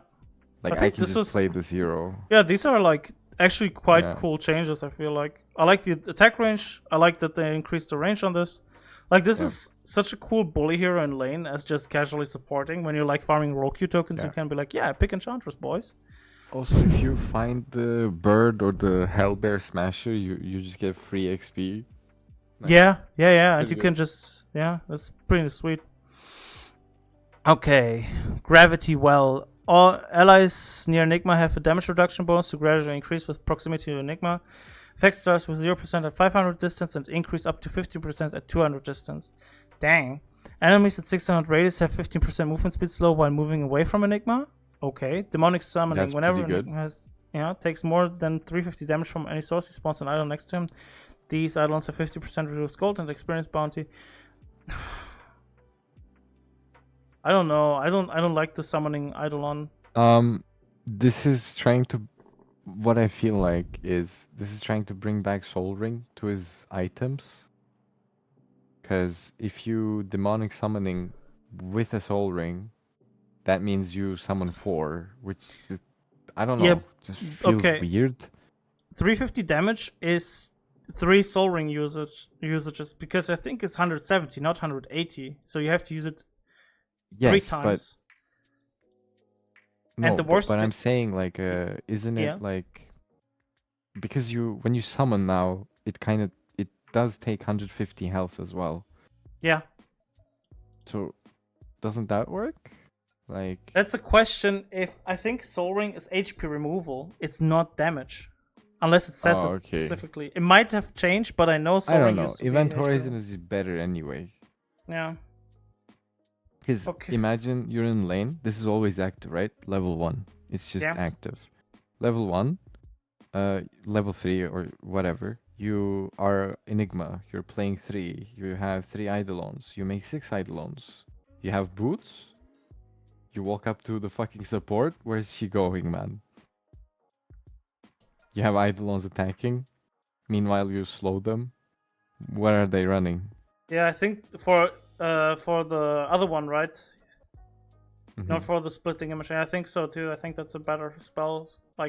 Like, how do you use it effectively? Like, what's the strat on splitting image? I don't like splitting image. I think this is like, again, 350 damage is so much. Like, yes, I agree. Like these numbers, like if this is 150 damage, right? Where the enemy support gets punished for trading, okay. But like, what is in level 1 Eidolon doing that gives XP and bounty as well? Like, if this gives 0 bounty and 0 XP, then I think 350 is fine. But 350 is too much. I'm already dreading how much I'm gonna hate my teammates more because of all of this shit. Why did you pick that? Yeah. It's gonna be such a headache. Like, I don't want to do it, but oh my god. Let's say they have Enigma, you know? Like, I don't know. Yeah, and he picks the other fucking talent. Like, what are you doing? It's so bad. You're just like, imagine this in like team fights, right? And let's say like someone has a fucking Battle Fury and they're just hitting you. You just give them more gold. This is literally useless at like later stages. Yeah. All right, Faceless Void. He has more agility. Whoa. Dude, Faceless Void is guaranteed to backtrack any damage for 1 second after casting Time Walk. Fucking punishing Laguna Blade that comes right in because it's getting backtracked. Wow. Yep. Okay, replaces Chronosphere with the new ability Time Zone. Time Zone creates a blister in space-time, altering the movement, attacks, cast, projectile, and turn rate speed of all units inside. Allies have increased speed and enemies have decreased speed. Doesn't pierce debuff immunity. Attack speed manipulation plus 150, 100, 150. Cast speed manipulation, projectile speed manipulation, radius. So if everyone gets the attack speed... Oh my god, that is so cool. I swear to God, I'm picking support Faceless Void. And just... Alright. Stardust, we need to play SF Void. Yeah, this sounds fun, dude. Oh my god, that sounds so fucking fun. Like, imagine I'm throwing this down and you just beat the shit out of them. Because it doesn't pierce debuff immunity. How long That's is such the a big duration? loss. Oh, there. Duration 5, 5.5, 6. Yeah, but fighting... they can just BKB out. That's what I'm saying. They can just walk out regardless. This is they not can't, because they're slow, right? They're slowed, yes, but still 50, 60, 70%. They can technically blink out for stuff. They can do all that kind of shit. But this is like impossible to fight inside of this. This is like Muerta's silence thing. They can't fight in this. I also see a strat with like support Void and Zoo. Yeah, man. You're not actually wrong with all this movement speed and the 6 second holy shit, dude. There's strats they're already coming up. Yeah. Even though 150 like this thing plus drums, dude. Just the fucking Boots of Bearings time zone. Enigma faceless lane. Let's fucking go. Jesus Christ, yeah. You make up for lost chrono by having a black hole instead. Okay. Dick Stroke adds an effect to Grimstroke's attack that causes enemy heroes to leave a trail of ink behind them for 4 seconds, gaining vision over them, but not over their surroundings. So you have just vision over heroes. Okay. Inkstigate. I see what they're doing. Adds a new ink explosion sub ability, allowing Grimstroke to manually trigger Inkswell. This fucking sucks. Because this is the old ability, or how it's working right now. Makes ability vector target to curve ink path trajectory. Oh, you can. You can skill shot with Stroke of Fate. Fine art, baby. That's actually funny as fuck. That's very good. I like it. I liked this as well on the Inkswell. I know people like the manual trigger, but I like that it's 3 seconds again and not 5 seconds. This felt better previously. The Phantom is no longer disjointable while returning to Grimstroke. This was stupid because you could blink away from your own Phantom Embrace when it comes back. Bug fix. Alright, go again. This is whatever. Gyrocopter. Chop shop. Gyrocopter can disassemble most items at all times and sells any recipe he has for full cost. That's kind of funny. You can just. Oh my god. Yeah, you can disassemble almost any item now on Gyrocopter, and you can just sell the recipe. This is going to make for some creative item builds on Gyrocopter. Secondary strikes. Decreases strike interval to 0.8 seconds if an enemy hero gets hit. Another call-down missile is called that tracks the target, has a 200 impact radius centered around them, and deals 50% of damage. Each hero may have only one tracking missile per cast. That's pretty good, actually. It's really good for support Gyro. Every successful hit increases Gyrocopter's movement speed on Rocket Barrage with... I don't care for the Rocket Barrage. I think this call-down thing is really fun. Yeah. Okay, Hoodwink is probably nerfed into oblivion. Hoodwink passively has 15 the fuck 20 is that? chance to redirect attacks into a tree within 275 units, destroying it. What the fuck is that? Kinda weird. While Scurry is active, Hoodwink gains attack and cast range. Go nuts or tree bounce trick shot. If there are no available targets to bounce, Acorn Shot will look for a tree within its reach radius. Instead, bouncing off a tree sets the remaining number of bounces to 1. So it gives you 1 hit on the Acorn Shot. It's kind of interesting.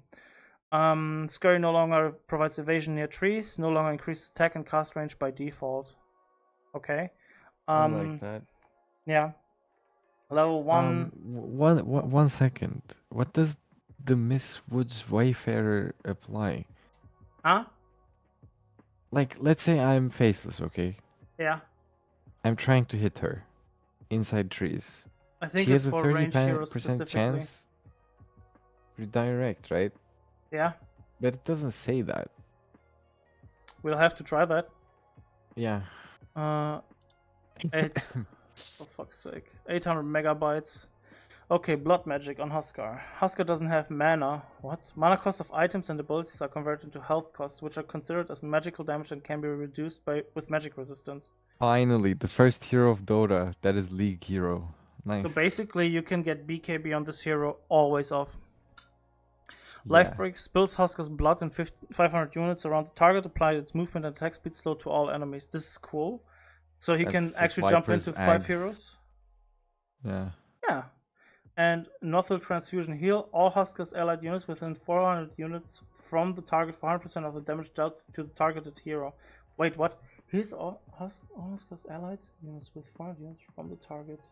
Oh, so if you jump in with Life Break and you deal, say, 400 damage, they heal for 400 when they're on top of that. Is this like super good for counter initiation on, like, say, an X or something? Yeah. Also, Inner Fires, I would say, is better now. Silences now. Yeah. Like, he loses some of the early Roche potential, Mhm. solo Roche, but instead you become a ganker, which is like what the hero was supposed to be anyway. Yeah. I really like this. They also gave him more magic resist again. Yeah. I Feels like a like cool this, hero. man. Yeah. And they nerfed his level 25. Okay, this hero's When nice Invoker now. denies a lane creep, he gets 15% of the experience. Okay, I like that. Okay. Facets. Agnostic. Passively adds a debuff to Invoker's attacks that deal on quas damage per second. Active Orb grants no additional bonuses. Vex passively grants attack speed. Active Orbs grant no additional bonuses. And Exort bonus attack, just bonus damage. I like. Oh my god, that's so cool.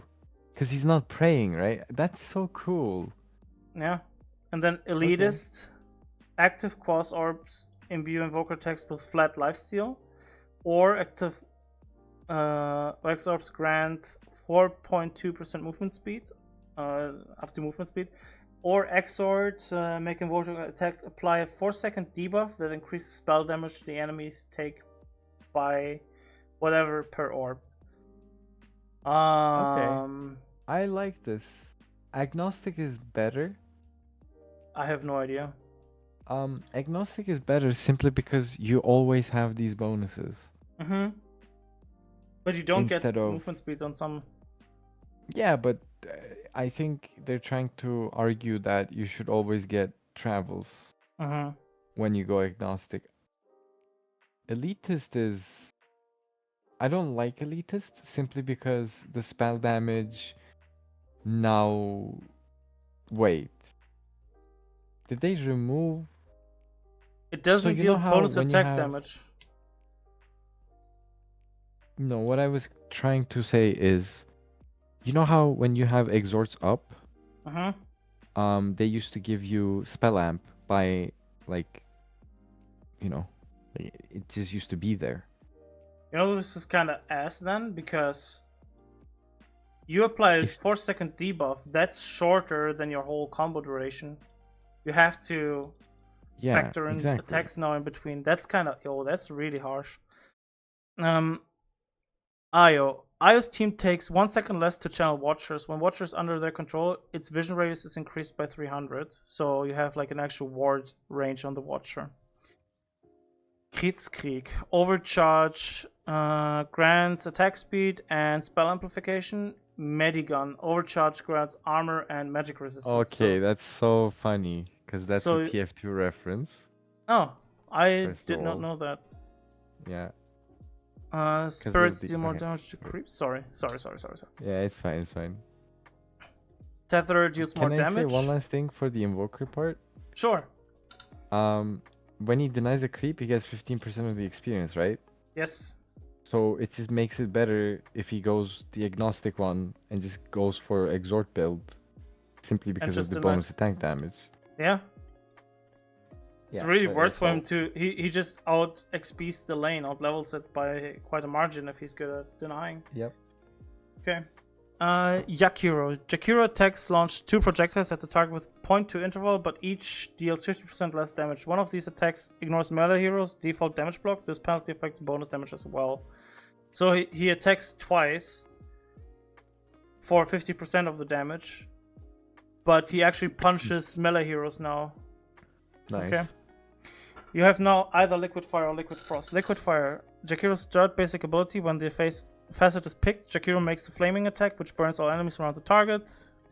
Cooldown decreased, so it's up earlier even on level 1. Aghanim's Shard now adds 2.5 target max HP to each tick of damage. Doesn't affect building. Jakiro's other one still gets Liquid Frost if you pick that. Ability rework. Jakiro makes a freezing attack which deals 20, 30, 40, 50 bonus damage and applies a chilling effect for 4 seconds.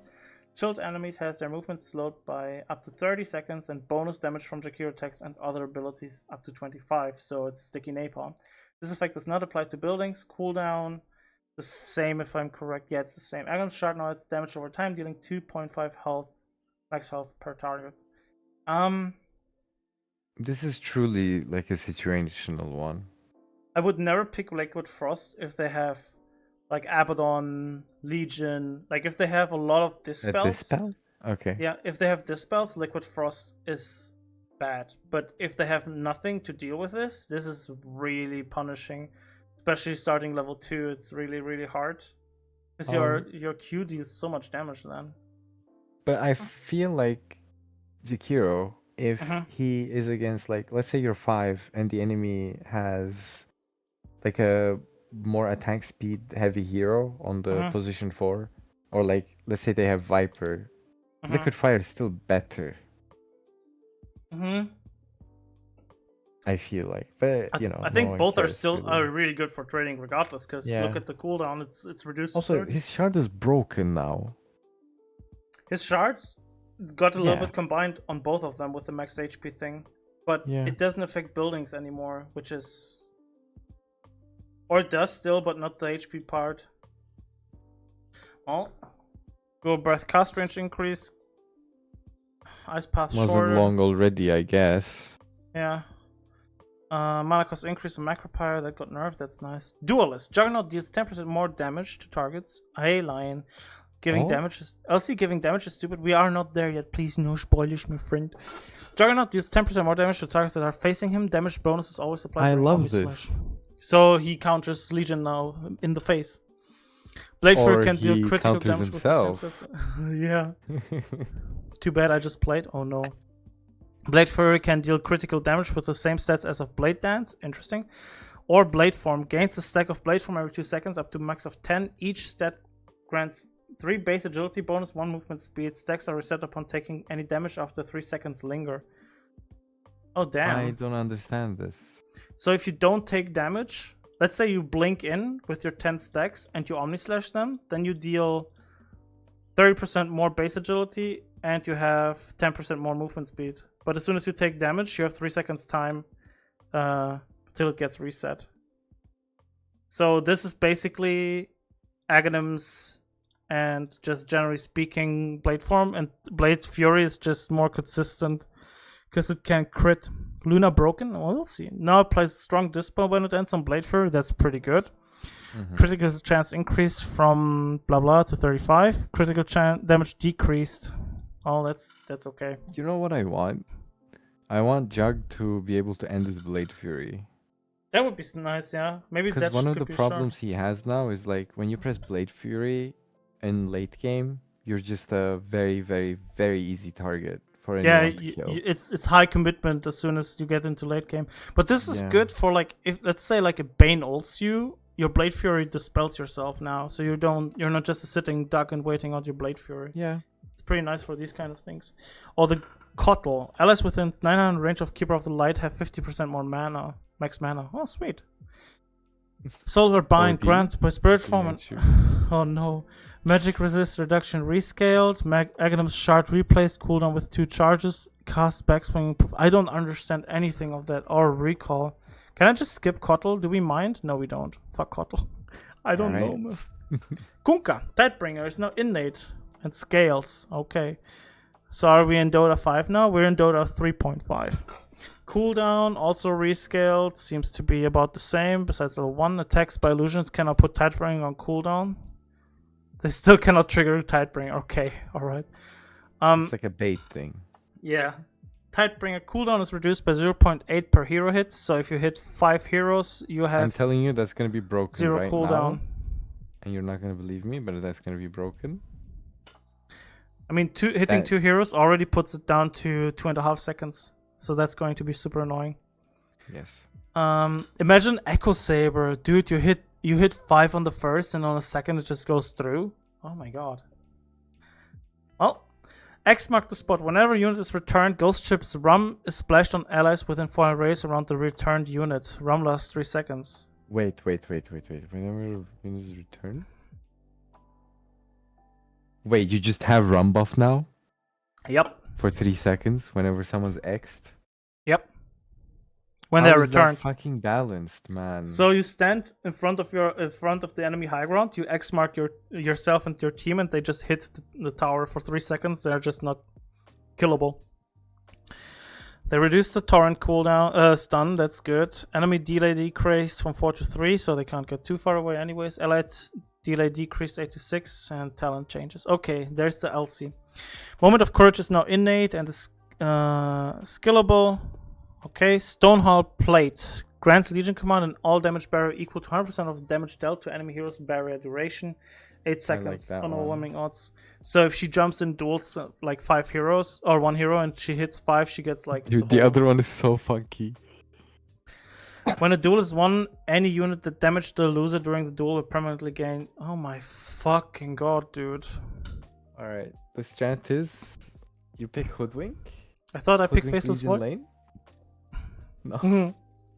Legion Hoodwink, man. You just press 1Q. You just get 4 damage. And at the end of the game, you guys kill everyone. Wait, any unit that damaged the loser, it goes on both teams. Is this what you're saying, Lion? Is this what I'm reading? So if the enemy Legion is dueling and loses a duel and the whole team hit her... Oh my god. It's yes. Man. Oh my god. Jungle Legion also, might like, if there was like a deny effect, and if you hit him, you also get it on his team. Like if you... Oh god. That's retarded. That's so funny. Area of effect of spells increased by 0.5 for each point of intelligence. Oh my god. Area of effect for Leshrac spells increases by 0.5 for each point of intelligence. Okay.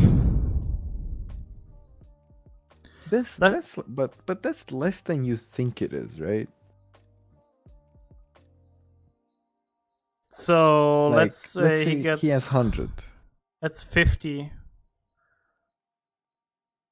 That is more one level. Isn't that much? This is one more level in Split Earth radius, which is that it can get quite big. But you don't build a lot of int on Leshrac. You build Bloodstone, which has 0 int. What else? Aghanim has like they nerfed 10 his int. agility, so he's actually paper now. Like actually. Yeah, and they decrease his armor as well. No, that's increased. He lost.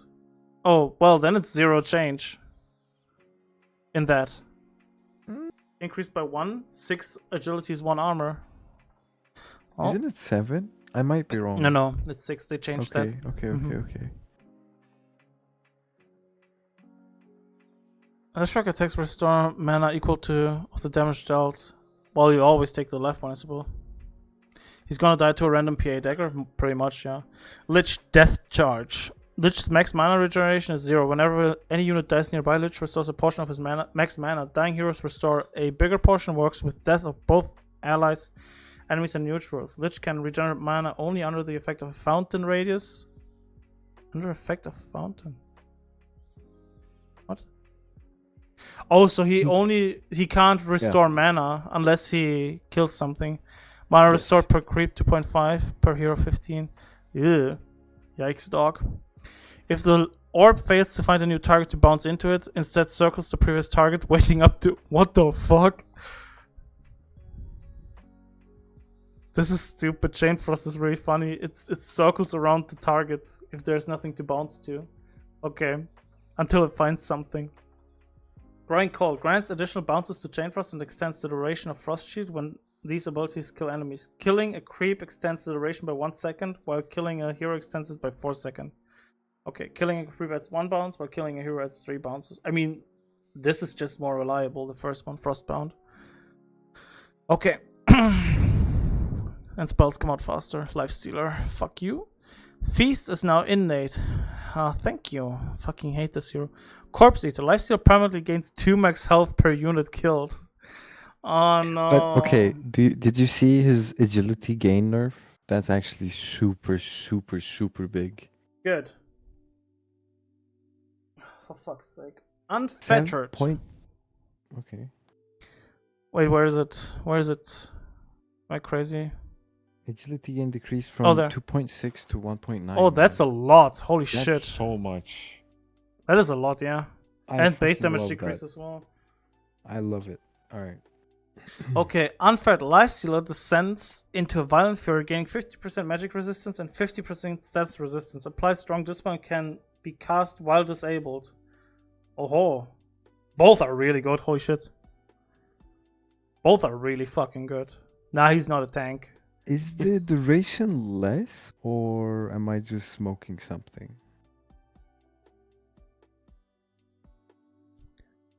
I don't think it's less. But it doesn't give him move speed. No, it doesn't. Oh, okay. The rage doesn't also. Mm-hmm. The No rage longer doesn't applies do it movement. also. Oh, fucking hell yeah. No longer applies Open movement wounds is slow. basic though. Okay, Lifestealer gets now movement speed rather than fucking movement slow. I think this is more reasonable. Was attack speed increased? Yeah, whatever. Now upgradable by Aghanim Scepter. Explosion applies 50% duration open wounds to all damaged enemies. Okay. Infest going to be insane. Infest with Aghanims and Shard. Just bombing everything.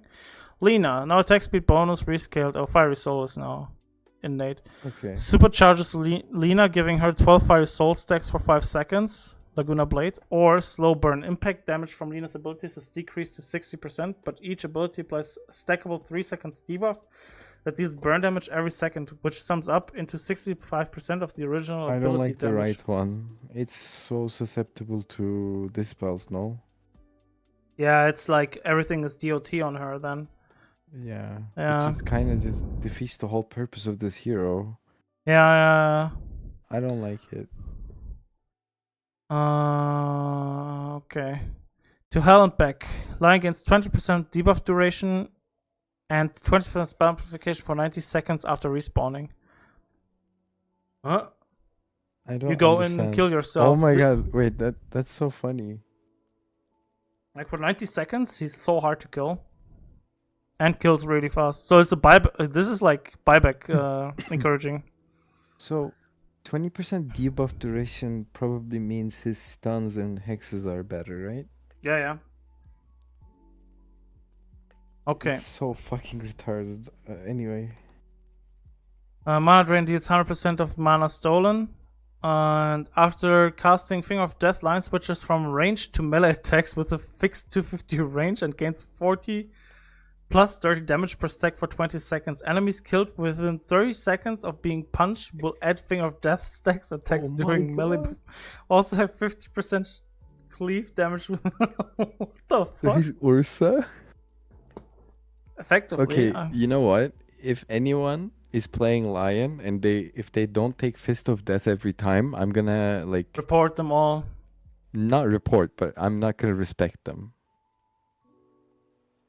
Fist of Death is the most Chad thing that you can take. I'm just a manager. You know, remember the whole Faceless Void 5? Fist of Death 1? Hello? Faceless Void 1? 5? I don't remember that. No. Support Faceless Void with like the time zone thing, and then a Finger of Death coming in with +1 line. Oh. Jesus Christ. Spirit, whatever, dude. I'm going to be run down by Lone Druid. I don't care for this. Luna. Luna has 20% bonus cast range at night. Support Luna back. While active, reduces all incoming damage by whatever, lunar orbit. Was the shard. Yeah, or Moonstorm. Luna gains attack damage bonus every time an enemy hero is hit by Lucent Beam. This includes this was shard as well at some point, right? This includes Lucent Beams created by Eclipse, but those provide 50% less damage. So you eclipse and have fuck ton of damage. Bounce is decreased. Like it, though. I think left one is just better. Yeah. I did Moonstorm in my game. Level. Was it good? Night vision increased. Apex Predator. Lycan deals 2% extra damage to neutral creeps per hero level. Oh no, jungle Lycan. Let me show you my game. Sure. Send me the thingy. Movement and critical strike bonuses are also applied to all units under Lycan's control. Enemy heroes killed by Lycan or his units extends shapeshift duration. No! That was just a part of his ultimate. Yeah, now but now it's it. Yeah, but now he also extends his ultimate. Replaces wolves with spirit wolves. They're invulnerable, uncontrolled, and cannot attack. Each wolf buffs Lycan, providing health and attack damage. Decreases duration from 50 to 25 and mana cost from... Oh my god. Replaces wolf with spirit wolf. They are invulnerable, uncontrollable, and cannot attack. Each wolf buffs like him, providing. Oh, this is kind of ass though. I don't like this. No longer fears non-hero controlled units. No longer applies its movement speed, critical strike bonus to units, and are Lycan's control by default. Lifesteal increased 30 to 40. Wait a second. Oh, for fuck's sake. Okay, he went 19, 7, and 14 on his Luna. Apparently, he did enough damage. Cheating. Like, if I wouldn't know that this is the new patch, I wouldn't have guessed what the fuck is so special about this. I'll check it out later. Okay, Magnus. Solid core. Magnus suffers 50% less forced movement, enemy abilities, items. I'm curious to see if he gets hooked, if he only gets half the way hooked now. Run through. Deals bonus damage when pushing enemies through trees and cliffs. Oh my god, dude. Or reverse polarity. Pushes enemies in a 600 AoE around Magnus away from him to a maximum distance of 700, stunning and damaging them. Enemies are pushed over 0.2 seconds. Attack is 20 at stolen damage. Doesn't say it anymore. Reverse polarity seems really bad. Am I the only one that thinks that? Or do you agree? I feel like this is counter initiation. Like, this is like the whole thing again. Like, how and what way do you want to play? Like, if they have, like, if you need a combo breaker, this is good. Other than that, you always take run through. But wait, doesn't Magnus already do that? I wouldn't say that. I think like okay, tell me the difference between pulling everyone in when you jump and pushing everyone out of a situation. So let's say they're still stunned, right? Yeah, sure. But the thing is, you have the enemies are completely spread, and you can pick off a single target. Then this requires, per se, more coordination because they are spread like flame break in different positions. I think this is good if you go high ground and like try to take a single target out, right? It's like instead of pulling everyone, yeah. I see. It's like, you know, because some of them will be pushed further into the base and others are going to be pushed off high ground to you. But I see that. Then again, I think you just go regardless. Like, if you have Blink Harpoon, you just go to skewer them regardless out. So I think it's kind of redundant a little bit. And again, if they have like, I think if this is something like if they have a Mars and then on top of that another, like if they have a bunch of teamfight heroes and you want to break that up, I think that's kind of okay because it makes it easier for your team to escape, you know? Because if they are all on top of you, you just die regardless. And your team might still die because they're all on top of each other. Whereas if they're pushed a little bit further away, you give a little bit of like space on that. I think it's worse. What you're trying to say? No, I think it's worse though. Like, don't get me wrong. It's just redundant. I feel like that's the. Yeah. I know you're trying to like say that it's really not, but it's not terrible, but it's like so niche. Like, you know why? You know how Magnus is like a long hero? Yeah. When they do it, like they turn around and then they RP. Yeah.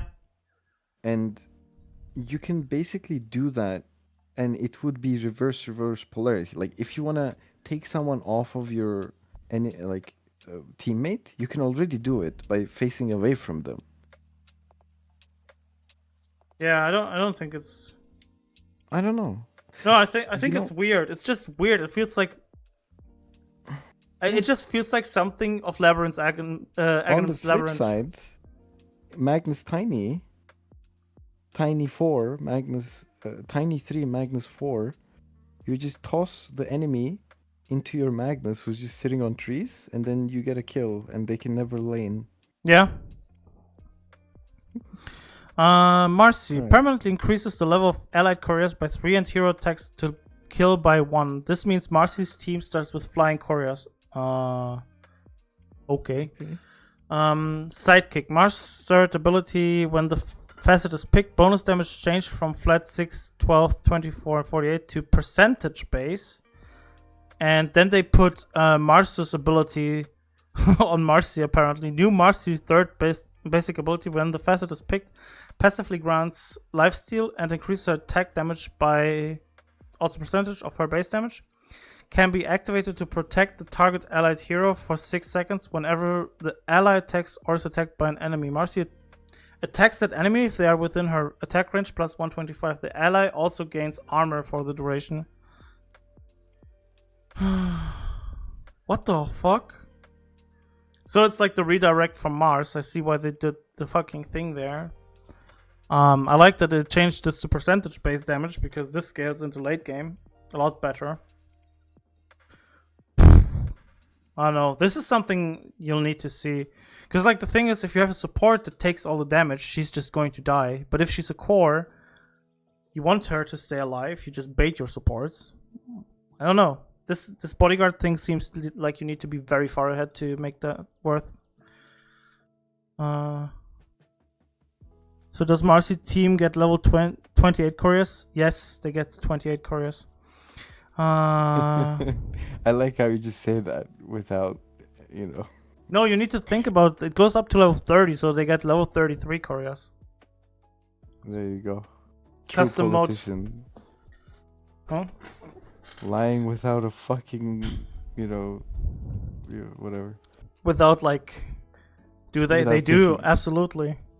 Yeah. Dauntless. Mars and his allied heroes within 2000 radius gain increased health region when they are outnumbered by the enemy in the same area. Each extra enemy hero provides 25% bonus health region. Oh my god. Huskar and Mars going in, boys. Extra enemy here. Okay. They 2v5. Victory Feast. If Mars is in the arena and the enemy dies inside of it, it heals 20% of his max health and max mana and gets a 20% attack damage buff for 15 seconds. Or Arena Walls obscure vision and enemies that are inside don't have shared vision with their allies. This is so good. That is so fucking good. Like all you hear is your team screaming down the microphone, "I'm getting arena, help!" And they can't see it on the map. Like they can't actually see it because they have obscured vision. Okay, Bloodsport is so good. Yeah. It's a smoke for the entire map. What do you Yeah. mean? Yo, you can go high ground with that as well. Oh my god, that is so good. It's gonna be so scary too, man. No one is gonna help you. Alright. Okay, Engorge. Whenever the Mystic Snake returns to Medusa, her next 3 attacks deal additional 1 physical damage per 6 mana stored by Snake. The buff lasts up to a maximum of 5 seconds. Okay, fuck. Agonymous Medusa, scary as fuck. Mana Pact. Can be activated, draining 4% of max mana per second, but increasing attack speed by 3% of Medusa's attack speed per second. Mana drain can last up to 15 seconds, but attack speed will stop increasing after 10 seconds. Conversion can be stopped by deactivating Mana Shield, but it can't be done for the first 3 seconds of conversion. Attack speed buff will disappear after 15 seconds. Since the conversion has started, cooldown is 35 seconds and starts once the conversion is stopped. So this is like go on crack, high risk, high reward, and this is just Aghanim's build, straight up. Also only steals 25% mana now. And it jumps faster, so you connect way faster. This is interesting. Meepo, Sticky Fingers. Meepo receives an additional choice when activating neutral item tokens, so he has 6. More Meepo increases maximum level from 3 to 4 and changes level requirement from 4, 11, 18 to 3, 10, 17, 24. Oh god, he gets an additional Meepo there. More Meepo. Meepo can equip any item in neutral item slot with the exception of boots and items that are dropped on death. Meepo's clones gain full bonuses from the items with the exception of 3 primary attributes. When Meepo or a clone use an item in the neutral slot, all other Meepos have this item go on cooldown reduced by 50 seconds. More Mega Meepo. So this means you can put Blink Dagger on that and have your other meeples blink around as well. What about like armor and stuff? Don't you think it's worth? Sure, why not? Like any other stats, I'm trying to think. I do actually believe blink is better as well, but Or like an Octarine core. Anything that doesn't give stats is good. yeah. Alright. Okay, cast range rescaled. Fuck you, Meepo. Projector speed increased. Fuck. Mirana. Healing Lotus are 20% more effective for Mirana and her allies. Fuck you, Mirana. Mirana's ultimate ability when the facet is picked. Moonlight Shadow. Oh, okay. Solar Flare. New Mirana ultimate ability when the facet is picked. The sun starts gradually increasing the attack speed and damage of Mirana by 8, 12, 16 seconds, reaching its maximum after 8. She also gains bonus daytime vision with the same gain per second, multiplied by 3. Mirana's allied heroes also receive this buff, but bonuses are decreased by 50%. Total buff duration 14 seconds. Mana cost 125 and goes down to 100. So basically, Mirana goes on crack. Yo, this is anime Mirana. Yeah, this is the sun goddess version. Yeah, I was gonna say that. They made her more lore accurate now. Lore accurate Mirana. Mischief remains innate ability. Great. Fucking robbed. Poor Monkey King. Wukong's command. Soldiers disperse after 3 seconds if Monkey King gets outside of the formation or dies. Returning inside the circle during this time frame will cancel the dispersion. What? I don't get it. Can you read it again? I don't get this one. Wukong's command is this: soldiers disperse after 3 seconds if Monkey King gets outside of the formation or dies. Returning inside the circle during this time frame will cancel the dispersion. Oh. So when you die with, let's say, no wait, it stays. That's but your arena stays for an extra 3 seconds, and if you after you die, it keeps going. Yeah, or Tree Dance has no cooldown. Okay, yeah. Or 3 Dance has no cooldown when Monkey King is at full health. I think that's kind of ass. I don't like that as much. I think the Wukong's command is a lot better. Because if something force stuffs you out, you just walk back in now. That's good. That makes the hero a little bit more, like less likely to just be pushed out. Especially like with the new reverse polarity. You know, when you get pulled out of that. Crit damage decreased, now deals bonus physical damage, cooldown decreased. Okay, I don't know if that's a nerf or a buff. It's better for early levels and way worse for late. Yeah. Okay, Morphling, a cumulation. Morphling receives 50% of attributes gains bonuses every half level instead of full bonuses at level up. Also increases all attributes bonus gained for skill points in the talent tree from 2 to 4. I love that. So you can actually there's a valid point of going just stats. Okay, EBB. I don't know what's that short for. Erective. Bro, it's ebb and flow. No, it's ebb. It's EBB. It's erectile black bonus. Hero's primary attribute is agility. Knocks back the target hit. Oh shit! And then hero's primary attribute is strength. Makes Morphling's current agility strength ratio affect his cooldown speed, ranging from 50% faster with 175 agility strength ratio. Morphling is back. This seems actually kind of funny. That's cool. That's kind of cool. I'm not reading that. Mierda. I like her. I like to play her. Huerta can always attack ethereal targets and can attack when she's herself is ethereal. Oh, when attacking ethereal targets, all of her attack damage is dealt as magical. That's so good. Oh my god. Whenever a hero dies inside or within 200 range of the calling, its duration is refreshed, the circle expands by 100 units, and another revenant is added. That's actually really cool. And Ofrenda. Muerta places a sacred altar at the targeted location when respawning. Muerta will spawn at the Ofrenda and destroy it, putting the ability on cooldown. Muerta can select the Ofrenda and force it to destroy itself. Only one Ofrenda can exist at a time, mana cost. So you can throw this down, go in, kill yourself, right? Fucking buy back, spawn back on this thing, and fight again. Cool. It's like a mini Underworld ult. I don't know. You can make an bad, I ofrenda at feel like. Rosh. Yeah, you can. It's still bad though. Like if she could teleport to it, fine. Like TA Aghanim's. Also, what is this bats change, by the way? I haven't really. I mean, this is, if you think about this ofrenda thing, like legit, right? Imagine like you're mid and you throw this down, right? And you're getting low. You kill yourself on the tower after getting a kill. You just spawn there. You save TPs with that. You're basically Nature's Prophet. No, you just save your TPs, which makes it more interesting. Well, it helps you to stay mobile on the map with this for fucking up. This is a fallback thing. The calling is a lot better because this doesn't require you to die. This is just when you die, you get a get out of jail card. Yeah. Naga Siren gets 6% evasion for each Naga Siren within 900 radius. How many illusions does she get by default? 3? She gets a 4th one with talent and 2 Manta style. So this is 6 illusions. 6 times 6, 36% evasion. 4. Oh, she goes up to 40% evasion, just like that. Riptide. Naga Siren's third basic ability when the facet is picked. Every 6 attacks. This is the standard one. Naga Siren, all of her image hit nearby units with a damaging wave of water. This is the old one. That's the old one. Yeah. Status resistance reduction. What? Costs a lot of mana. I don't understand this.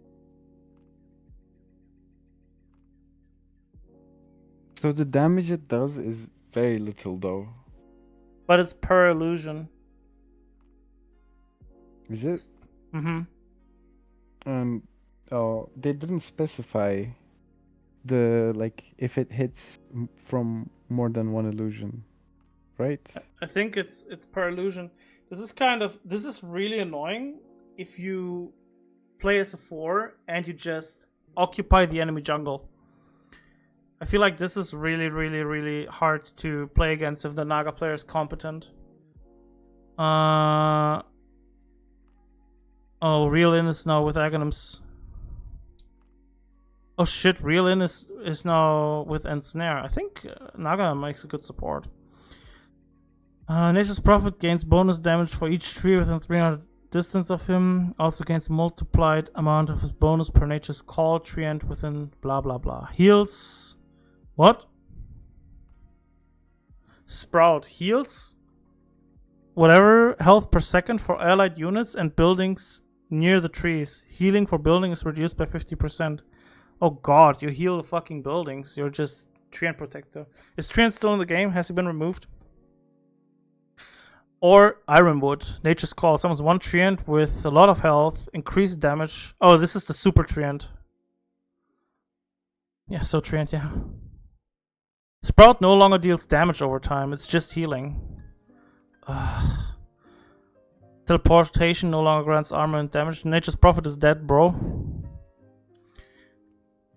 Sadist. Whenever Necrophos kills a unit, he gains attack stack, increased health and mana regen. So this is his old thing. Profane Potency. Necrophos gains 50 AoE increase per current Sadist stack.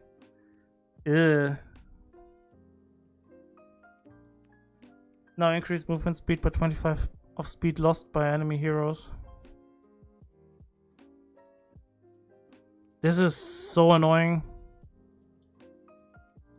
This gets out of hand. Sorry, I was distracted. Which one? Necrophos. Necrophos gains plus 50 AoE increase per current status stack. It's the old Heartstopper. That's so fucking OP. This can't get so out of hand so quick. Heart of Darkness. It doesn't say anything. Don't you just love it? No, I think it's the thing at the top. I was looking at this, I was like, what the fuck? Oh my god, he's so weak during daytime now. You can't play this hero. I swear to god, he's so exploitable. Region is increased during night by 40, but decreased by day by 20%. Holy shit. Enemy heroes Wait. affected What do you mean the day-night cycle of the game is reversed? at night? No. The region is reversed. At night, Night Stalker's health region is increased by 40%. Brother, Night Rain, the day-night cycle of the game is reversed. Where does it say it? Oh, there. Night Rain, the second one.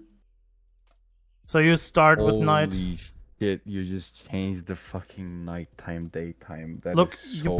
pick Lycan, you pick Luna, and you have all the nighttime bonuses on them. And it moves it by 15 seconds, so it's gonna be so hard to fucking play the game. Yup. Next assassin can sense invisible heroes in a 400 radius. Oh, cool. Wait, Sense. he has... What? What does it mean, sense, though? Is it gonna be like... You have like an exclamation over your head. It doesn't reveal. Spidey senses. Yeah, your senses are tingling. I think it's gonna be like when you spectral daggers Nyx and then he goes invis. You know, you have like a like a portrait. Yeah, it's gonna be like that, right? You have a Nyx over your head. Yeah. Nyx assassin abilities and items. Burn of the current mana of affected enemies triggers only on spells that do 100 damage or more before reductions. Effect scales with levels of Vendetta. So this means you can't buy Radiance on Nyx and just burn people. Rounds unobstructed pathing and movement speed for the first 10 seconds of Vendetta. Oh, this is cool. The mana burn is better. Mind Flare no longer deals damage equal to int. Now deals damage equal to target's max mana. Can now target any unit with mana that instantly kills non-ancient creeps. Oh, so you have a free. You have a Midas on Nyx. Dude, you can just kill the range creep level 1 with this, uncontested. Holy shit. Vendetta no longer burns mana on its own. Item's shard no longer increases Vendetta movement speed. Okay. They're Whatever. gonna fix that range creep shit, because Yeah. every time a hero has this, it's just broken, right? Learning curve on Ogre no longer increases multicast chance by default. Okay. Each point of strength increases Ogre Magi's chance to multicast. Oh god. Okay. That was what the he Increp had, build. right? Multicast. That was what he had before. What's the other one? Oh my god. Ogre starts the game with 0 ability points, but gains 3 ability points at level 2 and regular ability points for the remainder of the game. Level requirement for all abilities and talents is decreased by 1. This is so good. Yes. You just max your most broken spell. So at level 2 you can have level 3 Bloodlust, right? That's what I'm understanding here. Yeah, you start or level 3 level 1 you have nothing, and basically you start with level 2 every spell. Or like you go on level 2, you have level 2 Fire Blast and level 3 Ignite. Okay. So fucking stupid.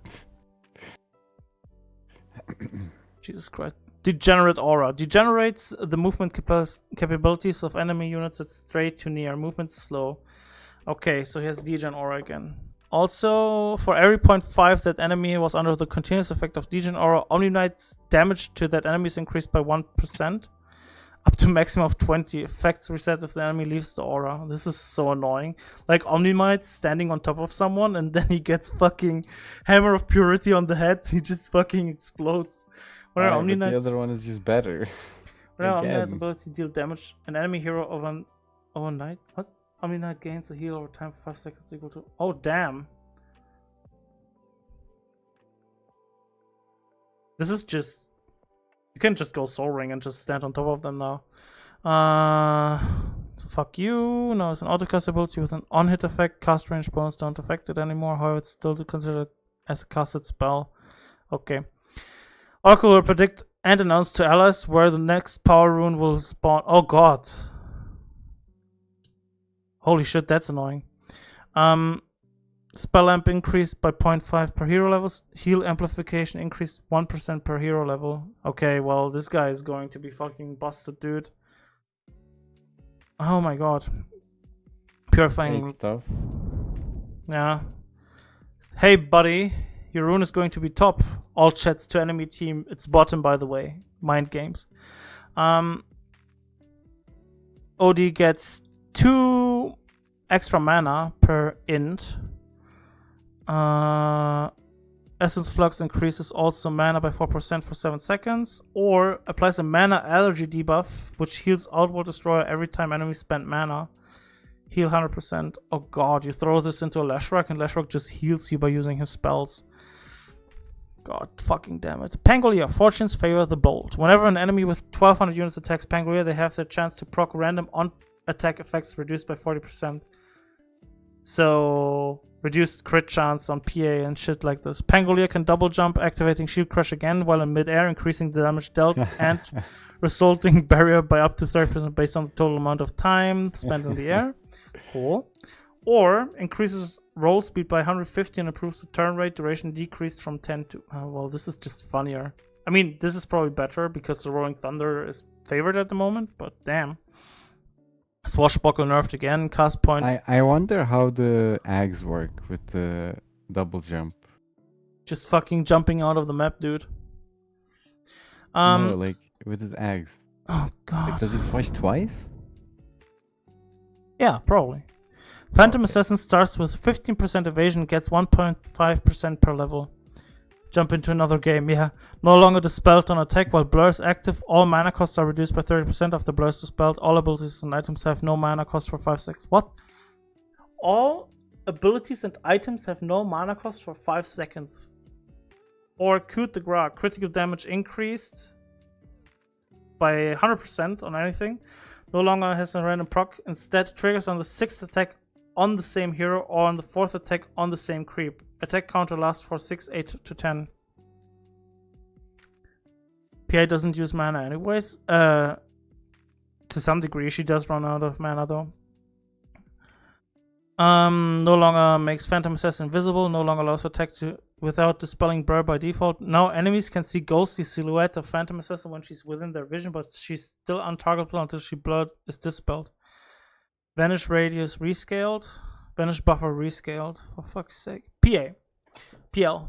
Phantom Rush is innate. Doppelgangers spawn an additional illusion per 25% of health that Phantom Lancer is missing. So more doppelgangers, the lower his HP is. Or juxtaposed illusions are uncontrollable and can spawn on any visible enemy unit in the 700 radius of the attack target, prioritizing targets without juxtaposed illusions attacking them. They can perform Phantom Rush and charge. This is so much better. Yeah, the juxtapose thing is so Holy much shit, that's better. insane. That's so much damage actually. Plus That the is talent. so good.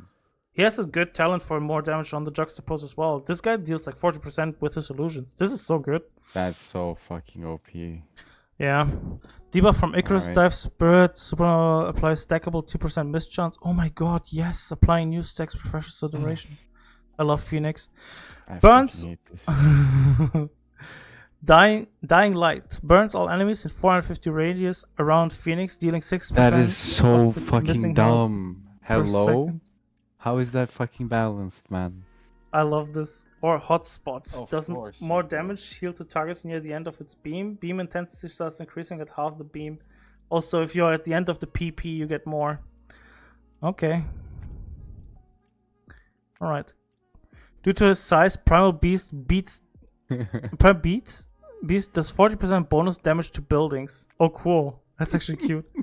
Romp and Stomp gains passive component that increases movement speed of Primal Beast by 4%. Activate the Trample provides 6% movement speed bonus to all allies within 12 radius, including Primal Beast himself. Nice. When activated, each stack provides 10% AoE bonus. Oh my god. Oh shit, his this is That's a good pretty Aghanim good, Sting. actually, no? Yeah, this is pretty sweet Also, for his it affects axe, his dude. W. I mean, the W is just so much more damage. Yeah, this... No, I meant like uproar AoE on your trample. Also, Shit, you're right. like 50% AoE bonus increase on your ultimate means that you mini ravage for like 3 seconds. I think that's how it works. Yeah. Oh god. Puck restores 2% of its max health and 2% of its max mana every time it disjoints an attack Okay, projectile. man. Disjointing spell projectiles restores 3 times more health and mana. Great. Unlaneable, dude. Unlaneable. Jostling Rift can knock back enemies, units, or pull them by the same amount when alt casters use forced movements. Happens over 0.3 seconds, doesn't interrupt enemies. So you can either push them away or pull them in. Why do you even need a fucking Magnus at this point? Illusionary Orb is a vector targeted ability. The orb's path can be curved in any direction. Orb's speed is decreased by 1. You can't fucking throw a curveball, dude. Fucking. Duration is up to 100% longer than a straight orb. You can just juke forever, man. Yep. Oh, Punch Unkillable. Base armor increased by 1. By the way, he has the same thing, I think. I saw a fucking video of it.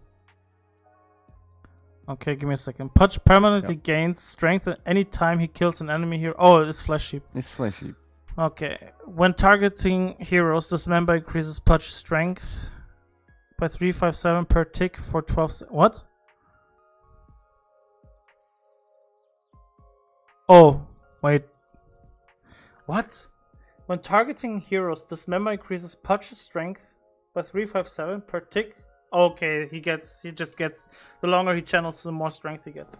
Or Flayer's Hook. Hook impact damage decreased by 50%. Enemy units take of the distance traveled as damage while being pulled by Punch's Hook. So Meat Hook with disrupt, what's it called? X marks anything. Yeah, but I was thinking the Bloodseeker ult. What was it called? It's even stronger now. Okay, well. Meat Shield, new ability, Punches, Rupture, yeah, Rupture. That's the old one, right?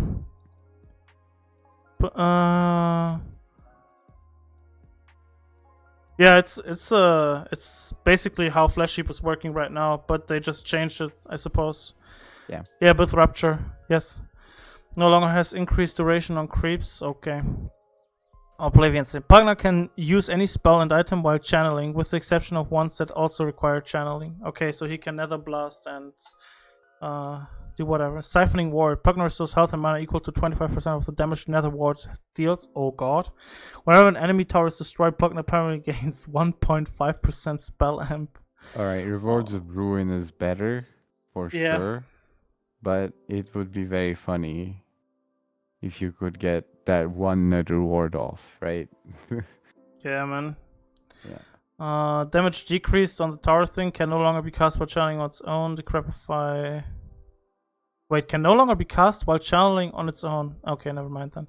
Whenever an enemy within 1200 range deals spell damage to Queen of Pain, she returns 10% of the spell damage dealt. Oh my god, why? Kinda Viper-esque. Gains bonus spell lifesteal that increases with proximity starting 12. Okay, because Shadow Strike no longer heals. Okay. Masochist. Spell amplification increased by 15%. 22% of all spell damage, including items dealt to heroes, also inflicted upon Queen of Pain. What? Damage reflected is before. Damage reflected is non-lethal. Reflected damage can be negated. What the fuck? So you deal 15% more damage, right? But you also. But you take 22% damage. You have perma blade mail upon yourself.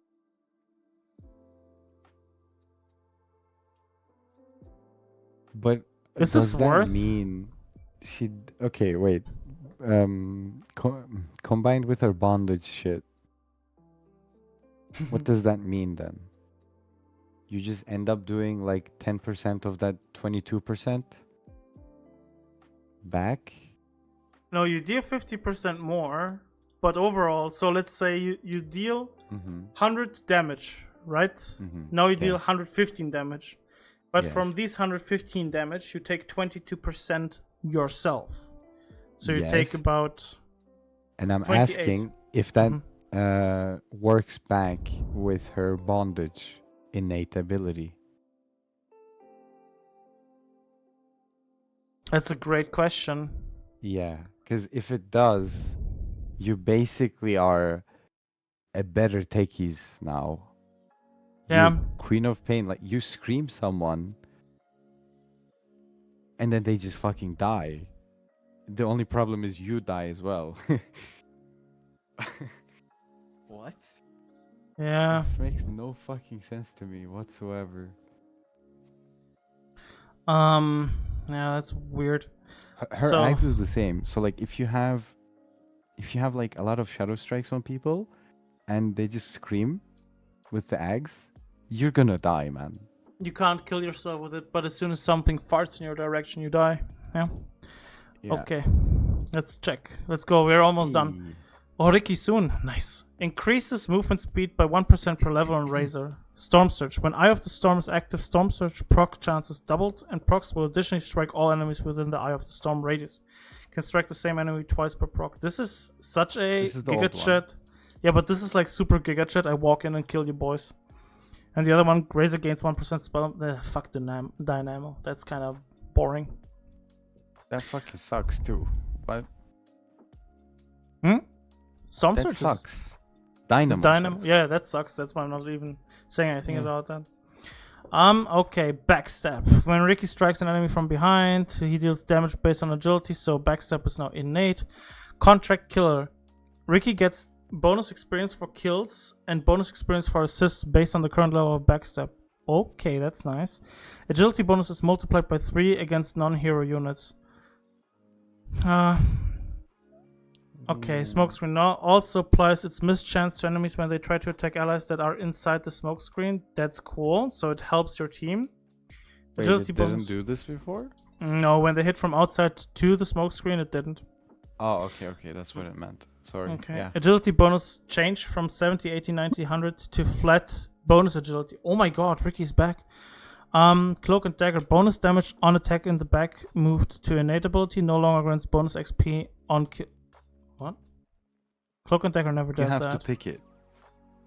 No, it you did. take Contract Killer. Yeah, you have to pick it. Because this Exterminator thing is like, it helps you farm, but the hero already has farming issues. This is kind of whatever. Okay, Rubik. Spell Amplification also increases Rubik's base attack damage by 100% for its value and magic resistance by 50%. Oh my god. Thank you, Rubik.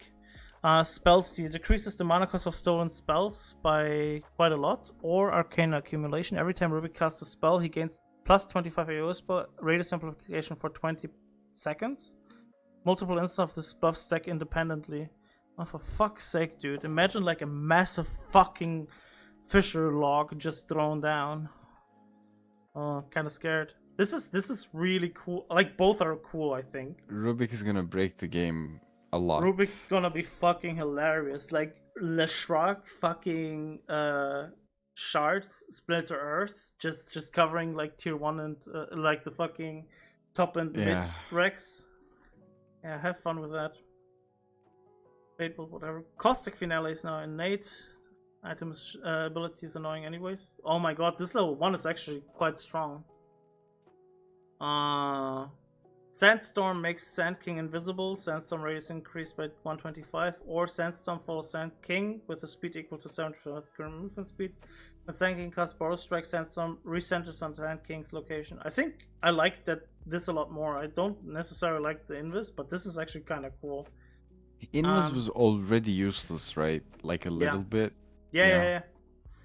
Okay, Boros Rock can be put on alt cast to immediately cast in the desired direction without walking until the required cast range is reached. Okay.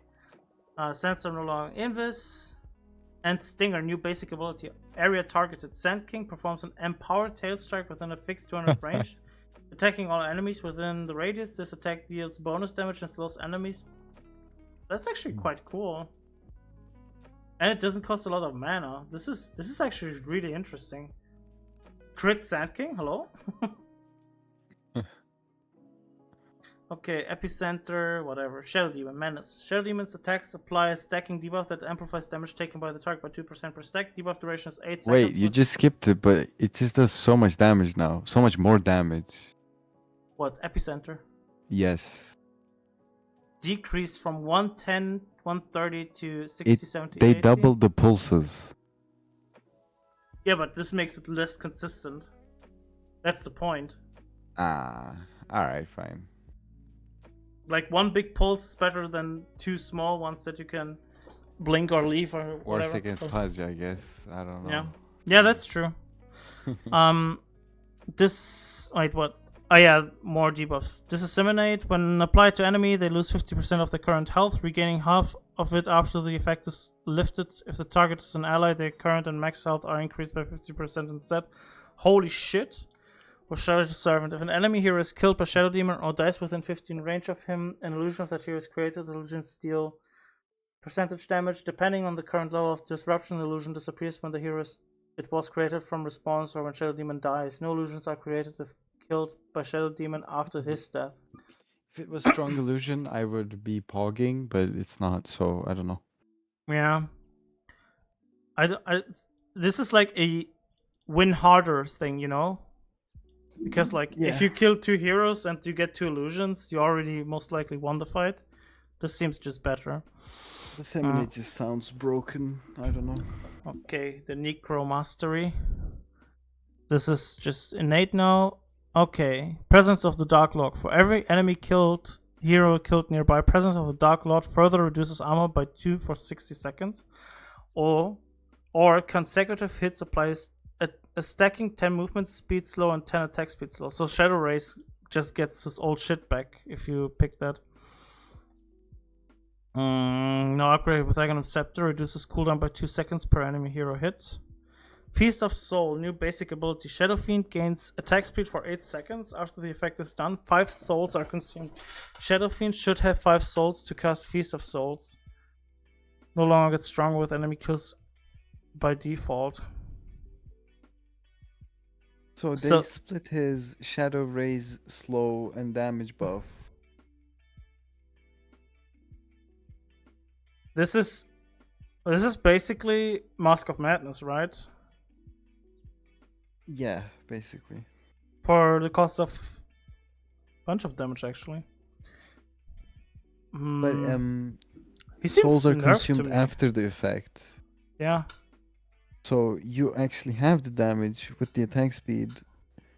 But you lose the damage afterwards. Yeah, but it's 5 souls. The bigger issue is they removed his crit shard. Oh shit, you're right. They gave it to Shadow Raise instead. So they want to push the magic. Honestly, yeah, see, level with 10. The new Kaya thing. I mean, Shadow Raise stack man. damage increased from 25 to 30. They buffed the 10 talent. Shadow Raise base damage increased again on 15. Shadow Raise Necromastery damage per soul decreased from 3 to 2. Yeah.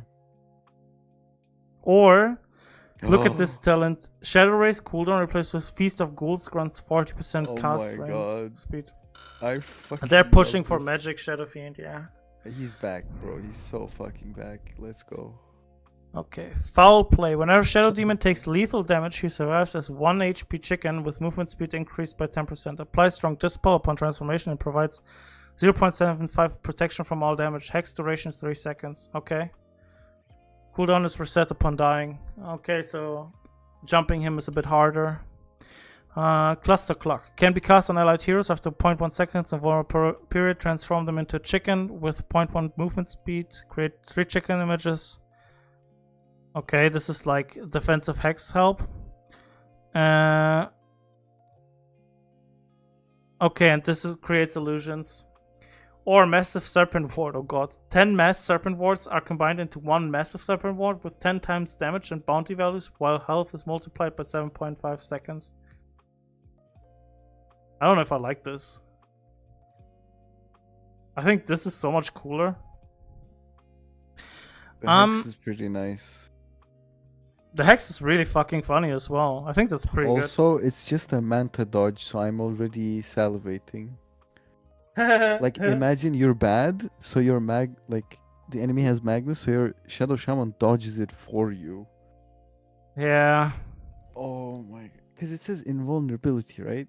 You can't get stunned when you're invulnerable. Or am I wrong about that? No, you're correct with that. Okay. Well, Manta dodging for your core? Because he can't? Poggers. Because he's bad? Let's go. Helping your dog? Yeah. Yep. Okay. Brain Drain. Silence Supremacy is in. You already did that. Aeon's Shard increases to 4. Cannot be silenced. Cannot be silenced. What?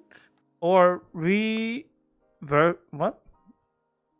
Reverberating silence. Duration is decreased, but the first time it ends on an enemy for any reason, it is applied on them again. First silence duration 3.54. Second silence duration. Also, it punishes. That is so fucking broken. It punishes BKB Manta. Global silence. Yeah, you can't BKB against global. What? That is so broken. Okay. The Arcane other one Curse. is cool. Yeah. But this is I mean, if he's silent, he's silent. Okay, whatever. But he's a sitting duck anyways. Most likely if he's silent, he's going to die anyways. Like, it's a jumping thing. But this is actually quite cool. Arcane Curse is fucking broken. Curse target area causing the enemy to take damage. If a target casts a spell, they are silenced for 2 seconds. The duration is paused as long as the target is silenced for any reason, but the damage and slow are still in effect. Okay. Glaze of Wisdom activate to throw an enchanted glaze that will steal int and deal silences additional damage. Landing 4 glazes on the same target will silence them for... Oh my god, that was a shard. Shard increases temporary intelligence by 1 and steal duration by 50... Oh, by 50 seconds! That's a lot! Attack counter resets after seconds without reapplying. Sex cannot be applied to an enemy who is currently suffering from Glaze of Wisdom silence. Last word. Passive Aura. Enemies within 1200 range of silence are slowed by a percentage and take damage per second for each silence debuff they currently suffer from. Oh shit, so you throw this and they take 100 damage per second? Poggers? Global Silence now upgraded with Aghanim Scepter. Global Silence to apply Arcane Curse to enemy heroes. That's actually quite good, not gonna lie. Skywrath. Passively provides Skywrath Mage with Spell Lifesteal. Oh god. Shield of the Scion. Whenever Skywrath Mage damages an enemy hero with any of his abilities, the Ancient of Magic and damage grants him an attack. This is his old shard. Whenever Skywrath Mage damages an enemy hero with any of his abilities, each instance of magical damage reduces all of his ability cooldowns by 0.1.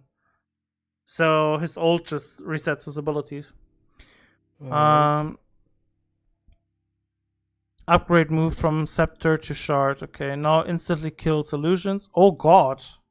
That's pretty good. Instantly kills, yeah. He actually clears PLs and shit. Slaughter gains bonus movement speed, health regen, attack damage, and armor in a puddle or river. Oh, mid lane Slaughter. Aghanim Scepter increases health by regen by 22, bonus armor by 11, and provides 40 status resistance. Okay. Leg Day. Guardian Sprint grants 2 second speed burst on cast during which Slaughter gains additional 8% bloop. Okay, so runs really fast. Any active debuff on enemy heroes provides 40% of the reduced armor to Slaughter. Corrosive Haze with Shard is actually really strong then. Okay. When not visible, the enemy team's luck gains movement speed and health regen. Oh, he gets flat health regen now. Oh my god. Really annoying, especially for laning. But it actually requires him to leave for a while. But 8, that's a free tango. Yeah. I don't like that. So warding is so mega important against him. Essence Shift stacks with leeching. This is his old pounce or Dark Reaver. By the way, can I say something? Yeah. They changed it. You can jungle on Slark now. Oh shit, you're right. It says not visible to the enemy team. You're actually right. Yeah. When revealed by enemies, Barracuda effect lingers for when Slug is not within 1200 units of any allied hero. Huh? Barracuda is the innate. Yeah, but I don't understand this. When revealed by enemies, Barracuda effect lingers, so you still get some regen. When Slug is not within 1200 units of any allied... Also, when you're basically alone, right? When you're like jungling or something and they find you. Okay. That is kind of broken, I feel like. Depth Shot no longer stacks with Shadow Dance. Okay. Snapfire attacks do 25% more damage, but they have 25% chance of making glancing shot that will deal 50% less damage. Oh god. When a Snapfire attacks misses or glances, 2 ricochet attacks that can't miss and do 70% of the damage will bounce towards nearby enemies. What the fuck am I reading? Scatter Blast is a more narrow cone with a range increased to 1400. Also reverses the point blank rules, applying them to enemies. Okay, so it's like longer range, and when they're further away, you deal more damage. I think this is pretty good for mid laning. What does it mean, glances?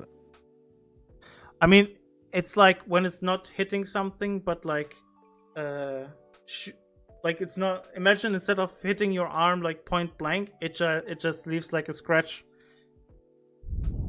Okay. See, Snapfire's attack deal 25% more damage, but they have 25% chance of making a glancing shot that will deal 50% less damage. I guess I get it. I don't know if it's better or worse for trading. Will Shredder also deals 25% of Snapfire's base attack damage. Base damage per shot decreased, bonus attack range increased. Okay. I think physical Snapfire is kind of ass now with that. Maybe, I don't know. Well, Sniper innate is the range thing. Take aim while active sniper isn't revealed in Fog of War when attacking enemies. Ghillie suit. Or scatter shot duration decreased to 1 second, but damage is multiplied by 4 times and movement slow is multiplied. Oh my god, Sharpnel is... Dude, Sharpnel level 1 is insane. Support Sniper Sharpnel? Hello? I kinda don't like the other one anyway. This is annoying for taking high ground. Oh, see, now knockback distance increases with the proximity of sniper. Max knockback distance increased to 50. So when they're far away, they can't get much further. Oh my, look at take aim, man. Passive attack bonus move to innate now provides bonus armor for the duration. What the fuck? Slow increase. Yeah, like, let's just give him 20 armor for free, guys. Who the fuck cares? They gotta stop doing this shit, man. Spectre and her illusions have permanently phased movement. Oh wait, she can go power threats now. Haha. Well, she always does it, but you know. Deals 40% of damage if the target has only non-hero allies within range. Ability damage is applied to Spectral Dagger. That's cool. Cast Spectral Dagger of the current level on the Haunt's target and decrease reality cooldown to 1 second. Also makes illusions persist even after the target dies. That's my... I played today Spectre as a meme on offlane.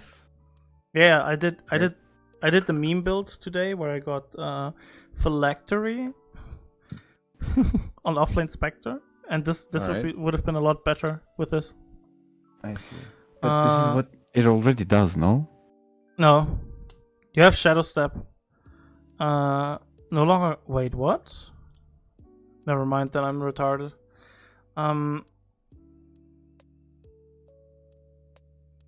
Nah, Breaker hits from a mile away. I get it. I see. Okay, let's see. Herd mentality. Can you wait me like 1 minute? I'm just gonna grab one cigarette and drink some water. I don't want to miss it. Yeah, don't worry. Minute. Thank you. I'm just reading it to myself then.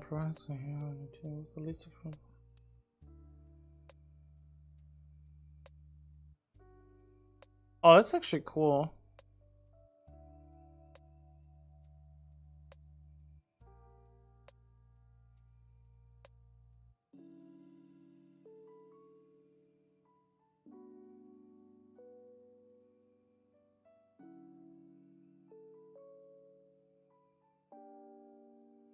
Holy shit.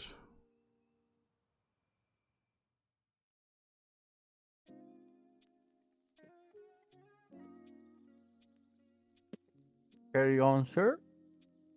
Alright. 50% bonus XP for lowest level hero in his team, which is actually really cool, I think. And now go to the cool thingies. I think both are really nice. Max charge bonus fade over a short duration after the charge ends based on how long the charge lasts. So you have the max bonus movement speed for a while. It lingers up to 5 seconds. And at the minimum of 0.5 seconds. Or Nether Strike doubles the distance you push someone back. Enemy receives a debuff that increases the distance of forced movement applied to them by Spirit Breaker and his allies by 100% for 6 seconds. So They basically, really want some dumb shit with Rupture, I guess. you really push them far away, or if you force staff them, you double their force staff distance, which is fucking hilarious. Charge of Darkness now always pierces debuff immunity, always, which is really fucking cool. That's broken. And Aghanim's Shard grants plus 100 movement speed as well. And they switched the shard to Aghanim's Scepter. No longer Also, stops working after blocking one spell. which means you keep the barrier from that. So you get really tanky. Okay, Galvanize. Storm Spirit gains a charge of 0.2 mana regen anytime he kills an enemy hero or whenever an enemy hero dies within 1200 range. Gains 5 charges on leveling up. Ball Lightning loses 3 charges on death. So he's the old Bloodstone. Every time Storm Spirit gains a charge, he also permanently gains 0.1 mana regen. He is actually the old Bloodstone, where it worked with charges. I fucking love this. That's actually pretty cool for Storm Spirits. Like, really skilled Storm Spirits are getting super rewarded. Electric Vortex applies a debuff on affected enemies, making them trigger an overload explosion on them if they attack. So this is like Techie's Zip Zap thing, but it punishes them. Or Static Remnant becomes point target ability with 800 cast range. Static Remnant moves at the target point at 325 move speed. Can be self-cast to cast in place. Vision radius decreased from 500 to 100. Basically, you can throw the Static Remnant on people. Just drive by Static Remnant, dude. And 800 range is actually a lot. Electric Vortex got buffed. Besides of the last level. But whatever. Sven attacks deals 15% more damage to stunned enemies. Oh god, his Aghanim Scepter is going to be extra strong. Heavy Plate Warcry creates a physical damage barrier on all affected heroes. Or Wrath of God, base damage decreased by 25, but Sven passively receives an additional point whatever damage per point of strength, depending on the current level of God's strength. I don't like that one. This is so ultra late game. Base damage 25. How much strength does he start with? Let me just crunch the numbers real quick. Okay, well, sorry, it is actually good because he starts with 25 strength. So the base damage thing is negated by that. He starts with 25 strength, so that means he gets. So the base damage thing is redundant if you go 8. this path. Well, he starts with 15 less damage then. Why? Because he receives an additional 0.4 damage per points of strength. If he starts with 25 strength, that means he starts with 15 less strength instead of 15 less base damage. So just start with a Bracer's forehead. Just Minefield. Yeah. Squeeze Scope. Techies gains 1 attack range for each point of attack speed. Oh my god. Spleen's Secret Sauce. Blast off damage and self damage is increased by 15% of Techie's max health. Self damage is now pure. Or Spoon's Stash. Techies can use and benefit from backpack items as if they were in their inventory. 9 slotted techies. Augers. Oh, fucking damn it. Okay, innate ability on TA. She starts with Psyblades now. Facet 1. Build enemies have their movement speed slowed by a Psyblade. That's annoying. But only the one that it reflects on. Or Refraction grants a damaged instance every time a shield instance gets consumed. That's broken. So she gets double the refractions. That's broken. That's broken. That's broken. I don't care what anyone says. That's fucking broken. That's so much tempo early game, man. No, wait. Refraction now grants multiple instances of health barrier. Whenever a barrier is fully consumed, the amount of shield instances will decrease by 1. And a new full barrier will appear as long as there are instances left. Any damage that would reduce a barrier to less than 0 health is fully absorbed. Instances decrease from 3, 4, 5, 6 to 2, 3, 4, 5. Okay, but this is a buff because you can no longer like earn it, or you can no longer rot it away. Yeah, you need can no to. longer. You can't blood grenade it. Yeah. This is. She has. Also, you need to remember that it still works when the whole thing is consumed as one thing, and the other thing is it scales with other instances of her shit as well. So, you know, if she has a fuck ton of armor and you right click her and you only deal 20 damage, then, well, fuck you. Okay. I also Terrorblade. didn't touch her level 10 talent, which is 25 damage on refraction. Oh, good for that. It's so much tempo, man. Yeah. Okay, illusions under Terrorblade's control that are within range receive a damage bonus. Illusions outside of the range receive a damage penalty. You can't just send illusions down lanes anymore then. Removes minimum health threshold for enemies on Sunder. And Conjure Image illusions always spawn with full health, but the ability also costs 20% of the current health. This is so much better. Not good. What? That's not good. Why? Because of the new passive. That actually makes you farm a lot faster, dude. It costs 20% of your health, and when your thingies are close to you, they deal 25% more damage. You can't send them out anymore early game, but like early game, this is so much better because you just run your illusions. I don't know. I don't like it. Like, okay. Like late game, right? You want to go in, you want to fight, you're like 20% less health. This hero already has no health. Yeah. I don't know.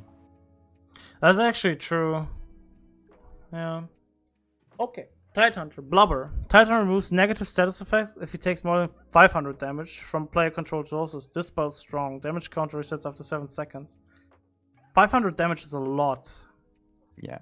Okay. Base strength is 27. Strength gain is 3.5. Oh god. Kraken Shell damage block permanently increased by 1, 2, 3, 4 each time an enemy hero dies under the effects of Anchor Smash. Yeah.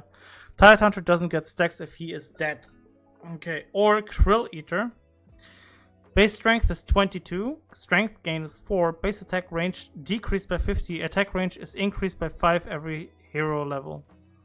Anchor Smash radius decreased by 50, radius is increased by 5 every hero level. What the fuck? I don't know what to make of this. His dispel mechanic is a lot weaker.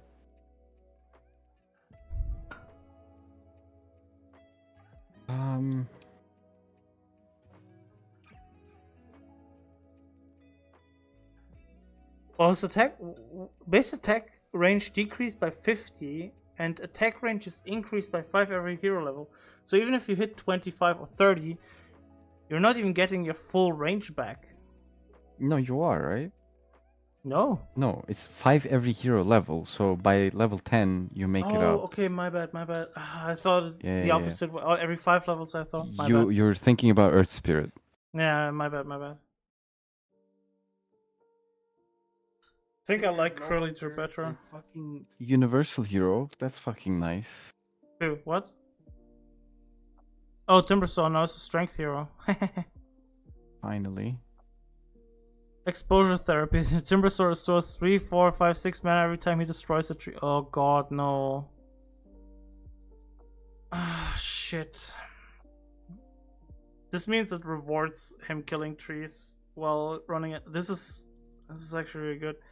Timber Chain. When Timber Chain collides with a target tree, it shatters, sending 10 splinters in all directions up to 700 distance. If a splinter hits an enemy, they take damage and are slowed.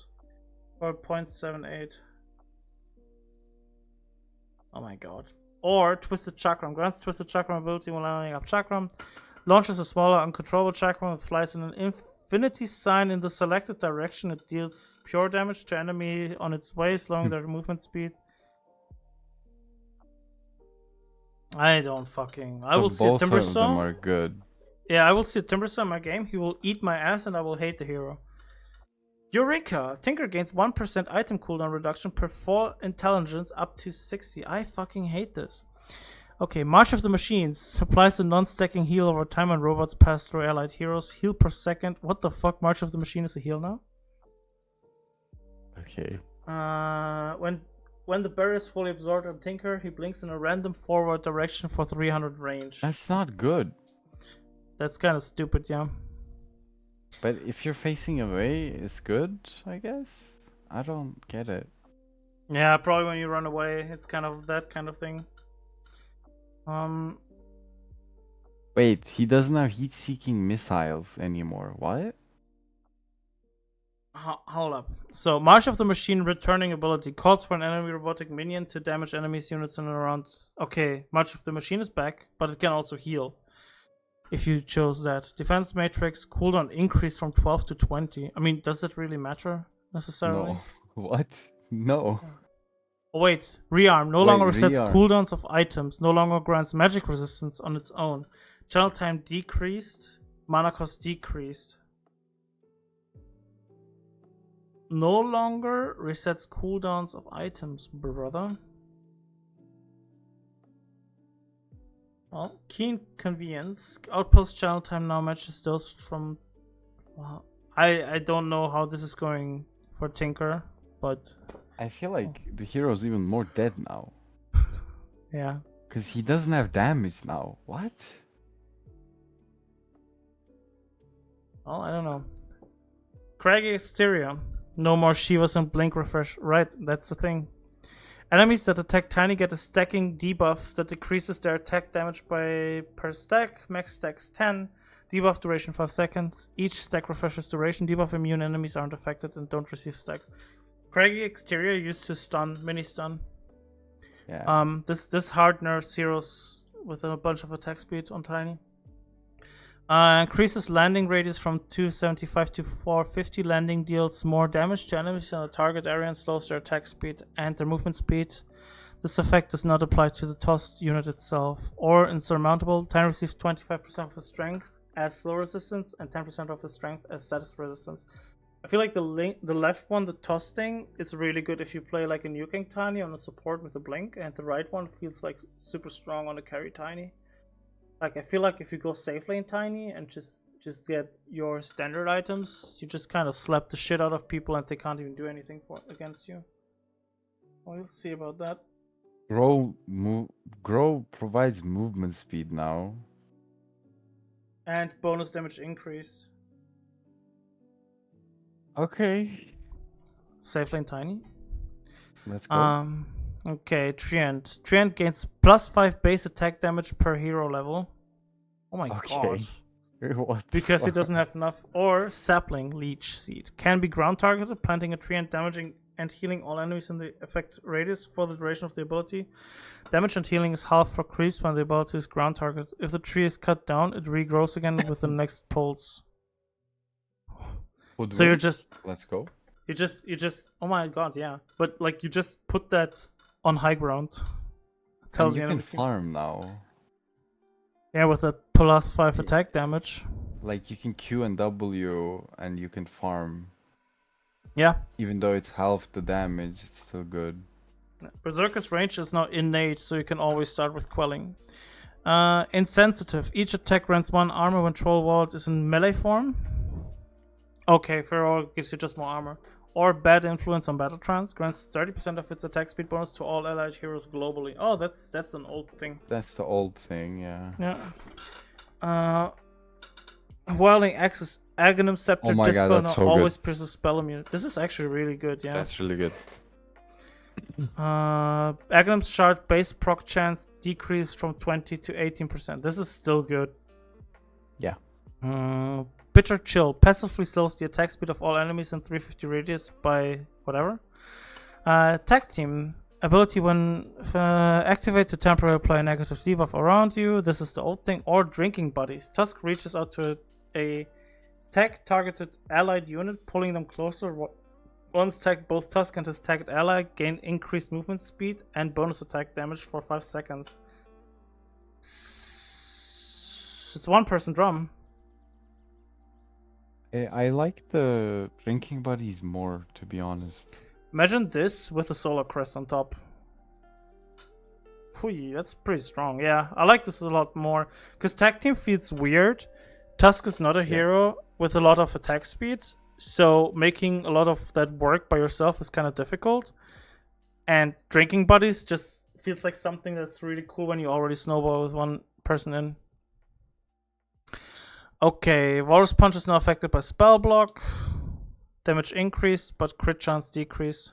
It's also better for setting up the snowball, because you can Yeah. just tag, like, drinking buddies them, and then snowball, right? Yeah, okay. Mm. Alright. When Underlord has bonus damage from Atrophy Aura, his attacks start cleaving, dealing 30% damage. The cleave distance is equal to 100 plus 5 per each point of bonus damage. That sounds annoying. Or Fiend's Gate, Abyssal Horde. Whenever Underlord teleports with Fiend's Gate, he will bring forth uncontrollable warriors and archers to fight for him. But the first Underling are summoned together for the closest visible enemy unit within 1200 range from the gate Underlord teleports to. Then they are summoned one by one in 2 seconds interval. All summons die once the gate closes. Summoner level Wait, depends on those are the Necros. Necronomicons. Oh yeah, you're right. Wait, does tag team? 400 health? They're pretty strong Hello? though. They're strong. It's also just, if they hit towers, it's broken. Yeah, it's worth checking out. Minimum distance decrease. Second Septon also reduces cooldown by 20 seconds on Fiend's Gate. Oh god. Okay. When Undying dies, he will automatically respawn in the fountain. Begins the game on cooldown. Full cooldown 480 seconds. Oh. Okay, so 0 seconds. Free buyback every what minute? 5, 6, 7, 8 minutes. Rotting Mitts. While Flesh Golem is active, Undying's attack will spawn a zombie chasing the attack target for 15 seconds. Does not work on Rosh. Motherfuckers. That was how you could solo Rosh with that. Soul Rip. When Soul Rip is cast on an allied hero, they gain 10% of Undying's current strength for 10 seconds. It's kind of weird. That's pretty good. It's good, but still feels weird. The Because other that, one's just more consistent, I guess, right?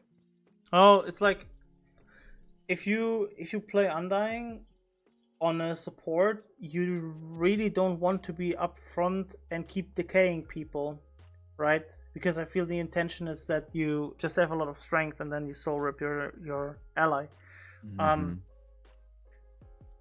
And it's kind of weird because if you're frontlining, it's hard to soul rip a full health target already because I usually want to focus on killing enemies with soul rip as well. Alright, We'll but see. it's 10 seconds. Hear me out, right? Hear me out, hear me out. I'm hearing. He has Ags, right? Yeah. What the fuck? Where the fuck does his Ags get listed? Isn't it like he steals 10? 8. Yeah. You do that for a little bit. You have a Sven in your team. You give him the ripped. Yeah. And then he has Warpath God. Yeah, fuck that. That's so much damage. Ursa gains 1.5% of his current health as damage, so if he's full HP, he does more. This looked scarier than I thought. It's current health, not max health. Grudge Bearer. 5% of damage absorbed during Enrage is converted to damage. Buff lingers for 5 seconds after Enrage expires. That or is so good. duration of all debuffs applied by Ursa is increased by 20%. So 20% longer Aftershock. Wait, all debuffs applied by Ursa. Bash. Slow. Bash as well, yeah. His E. Diffusal. Ay, That's ay, actually ay. sweet. Retribution. Whenever an enemy hero kills Vengeful Spirit, they get the debuff until their next death, causing Vengeful Spirit to deal 10% more damage to them. Well, that's good for carry Venge. Or when you have Aghanims up. Avenging Missile. Base attack time is 1.7. Magic Missile. Damage is increased by 0.75 for every last hit or deny the target enemy has. What? Damage is increased by 0.75 for every last hit or deny... Oh, so you do a lot of damage to carries with this. Or Soul Strike. Base attack time is 1.5 seconds. Vengeful Spirit attacks fire traces of her soul that punch the enemy on contact, making her attacks have melee behavior. You know what that means? I don't. You can get Basher on her because it behaves like melee. You can get... I'm going to try this. I think you can get Battle Fury on her. The other one is just so broken, though.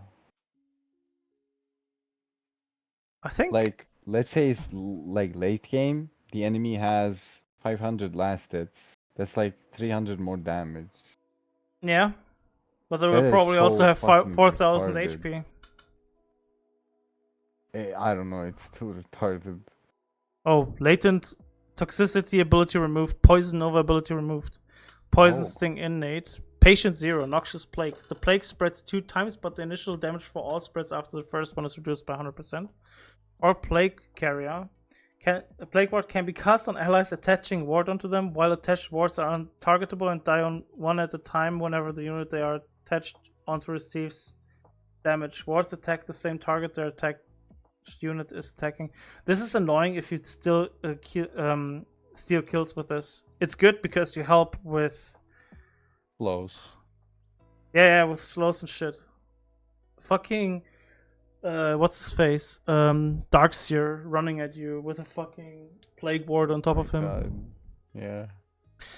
Venomous Gale nerfed. No upgrades with Aghanim's Shard. If Venomous Gale is dispelled from an enemy, they take 300 damage and are stunned for. Oh my god, Venomous Gale with Shard. You just rush Gale on Venomancer. If enemy is already infected with the plague, gets hit again, no impact damage is done, and the debuff duration is refreshed on Noxious Plague. Okay, Corrosive Skin is now passive. Poison attack after the debuff expires, all enemies around the target in a 300 radius take damage equal to 100% of the magic damage dealt by poison attack. That's actually annoying, because if you stack it a couple of times, they take so much damage from that. Or Corrosive Skin. Damage per second and magic resistance are increased while Vipers in Nether Toxin area. This is ass. Promising you, this is ass, because Nether Toxin area is so small. This is not good. Poison attack, cast range decreased. Nosedive no longer disarms. Corrosive Skins better. Radius decreased. Cast range increased. Dive speed increased. So this is like phase first going. Poison Gravekeeper's attack is much better with the poison burst. yeah, this is really good. Like you have this is like if you throw a couple of like spits first, and then you ult them, you do so much damage with that. Okay, Grave Chill affects all enemies in an AoE, and 25% bonus from secondary targets. Or summon familiars, always follow Visage, and cannot receive direct attack or movement commands. They will. Oh my god, this is so noob friendly now. They will attack the target Visage tried to attack last and will return if the target is out of Visage attack range. Or Visage issues the top. Oh my god, can still be ordered to cast Stone Form. Will search for a nearby valid target within 300 range of the target. They will teleport to Visage within 4 seconds. Movement speed increased by 40. It's basically like if you can't macro, you just pick Faithful Followers. You just played 0. This is insanely strong. Oh my god. Now can be alt cast to recall familiars. Stone form versions not point target. Will instruct the familiar to cast. This is like the most noob friendly. Like Visage has always been made more noob friendly, and this is the last nail in the coffin. Void Spirit gains 33% more secondary bonuses from primary attributes. So he gets more mana regen, he gets more health regen, and he gets more armor. Okay. Resonant Pulse. Oh my god. Barrier absorbs all damage types. That's insane. Or Symmetry. Void Spirit gains a physical damage shield equal to 40% of magic dealt to enemy heroes. Buff duration 20 seconds. Wait, what? Magic So damage whenever dealt. you do damage, you gain a magic. No. Whenever you do magic damage, you get a physical damage shield. That's actually also really good. They're both actually interesting. I like the Symmetry one a little bit more, just because it scales a little better. Yeah. I don't I think don't know, this though. is. I think this is. If they, let's say they have like Slaughter offlane, PA safe lane, you definitely pick this. This is just a.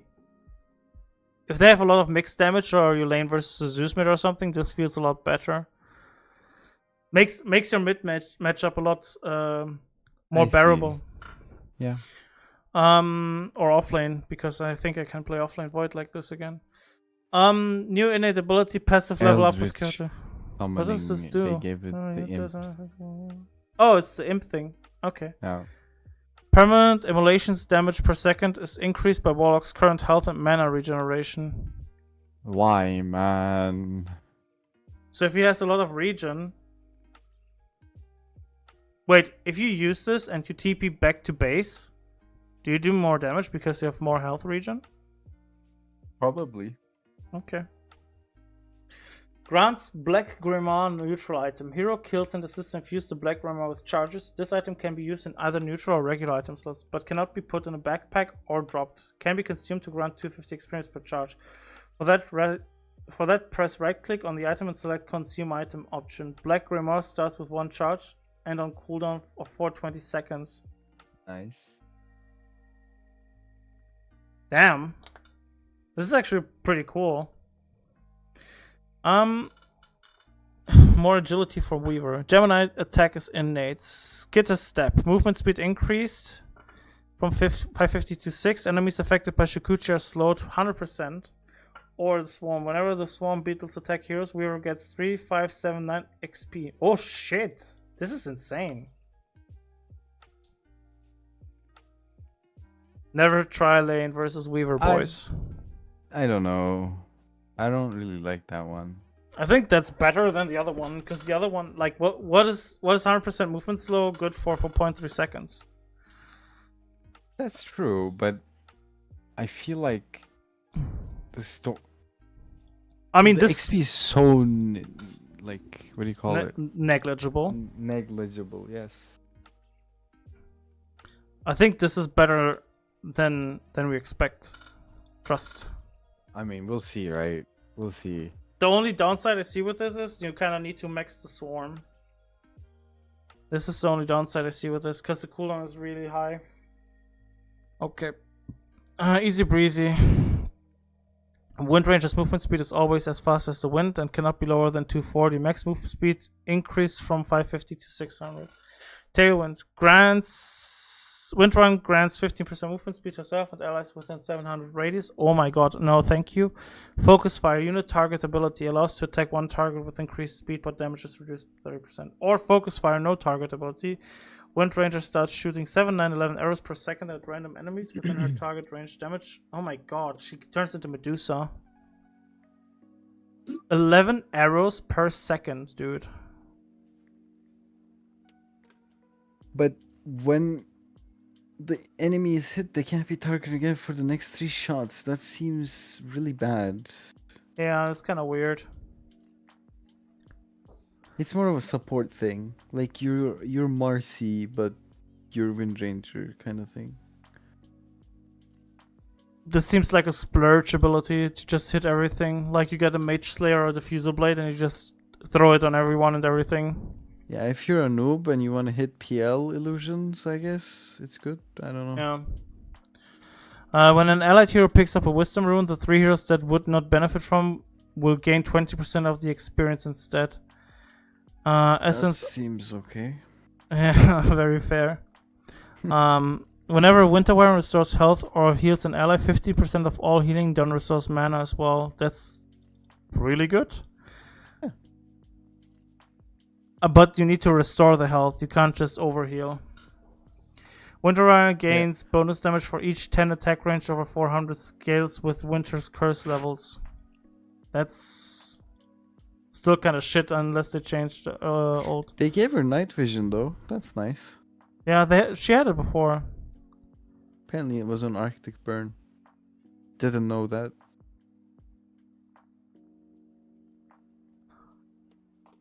Huh? Okay, she's Winter's still. Curse is broken now. Yeah, but It was. Winter's Curse still doesn't deal damage. You can't deal damage besides with your W. Oh my god. Witch Doctor starts the game with Grease, a neutral item that cannot be dropped or placed in the backpack. When the owner dies, 100% of the gold lost from the death is added to the item cost, which also passively increases by 1 gold every 3 seconds. Can be consumed to permanently remove the item and refund the gold to Witch Doctor for that. Press right click. Okay, so you say like 20 minutes into the game, I want to buy my Aghanims right now. Thank you. Okay. Headhunter. Cast damage increased by 35 per bounce. Seems Good. Voodoo Restoration deals damage to enemies instead of healing and has 200 more range at all levels. Hey, let's go. Rundown. Which? Oracle Left Death. Attack 2 separate targets at once with reduced by 30% damage. Prioritize the closest enemy hero. Okay. Death Ward. Damage decreased by 5 at all levels.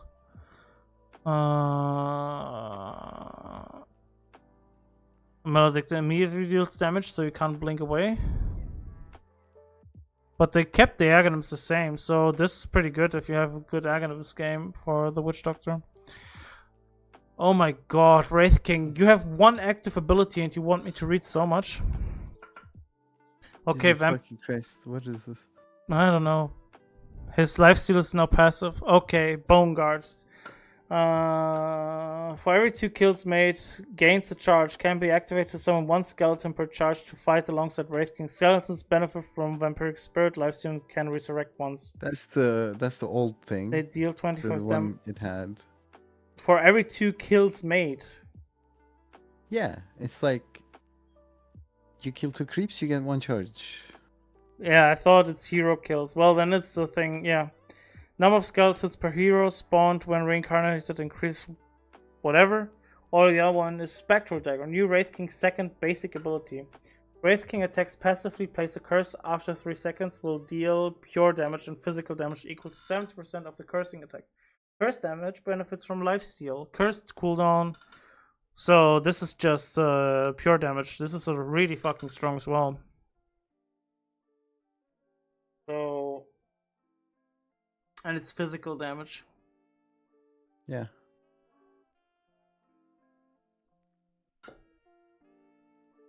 Oh, but they nerfed Wraithfire Blast. Oh, it's the Skellies. And now on the last hero. Okay, fucking hell. Static Field. Zeus shock any enemy that the attacker hits. Oh, this is his shard. Static Field Livewire makes damage depend on the distance between Zeus and the damaged enemy. Max percentage of 7% is reached at a distance of 20 or closer. Minimum percentage of 2% is dealt at a distance of 1200 or further. So you either stand on top of an enemy and you do 7%, or you're too far away and deal only 2%. This is kind of weird. Divine Rampage hits enemies in ascending order from ones with the lowest current health to the highest with 0.2 intervals between strikes. Whenever an enemy is killed by Thunder God's Wrath, damage for the remaining strikes is increased by 50%. This sounds annoying as shit. Imagine you're like full health and your whole team gets killed and you're the last one and you just die because everyone else died before you. But the thing is, first of all, it makes it so that you can BKB it. Yes. You're one of the higher ones. Second of all, they removed every current HP bullshit from him. So he's actually nerfed. No, it's here 4 HP of their current health. Wait, Lightning Hands provided 100 attack range? I didn't even know this. Is that why he was like attacking from so far away? Yes, it is. Okay. Oh god. So he's more of a right clicker now. Well, he has Even consistent more right actually. click. Oh, already Yeah. a hotfix, which means game was already broken. Who would have thought? What do you think happened? You wanna take a guess? Or someone picked Morphling and then nothing was And the working game anymore. fucking blew up and everyone who connected to the server lost their fucking PCs. Let's go. Yes. Something like that. Alright, well, can you also launch the game to check out the map for the second thing? And I'm gonna go I sleep. am doing that right now. Yeah, let me just look at your stream real quick. Desert of Druids. Desert of Druids. Wait, why does it say... Why is this only one... Is this my Smurf account? Yes. Oh no. No one saw that? Oh shit. FBI is gonna get you now. Oh no, I'm getting permabanned. Was nice knowing you Oh boys. no, charcoal time. It's like, why the fuck is my thing... Oh, Raging Fetus. Not so- finished, right? Yeah. 7.36. I think this is going to be a very interesting patch. Dude, I cannot wait for the pro game. I'm gonna watch. There's gonna be 2 games tomorrow, or like today, I guess. In 6 hours, I'm gonna wake up and watch that shit and laugh my ass off because it's gonna be so fucking dumb. And the story so far. Pudge! Oh no, the story's ruined.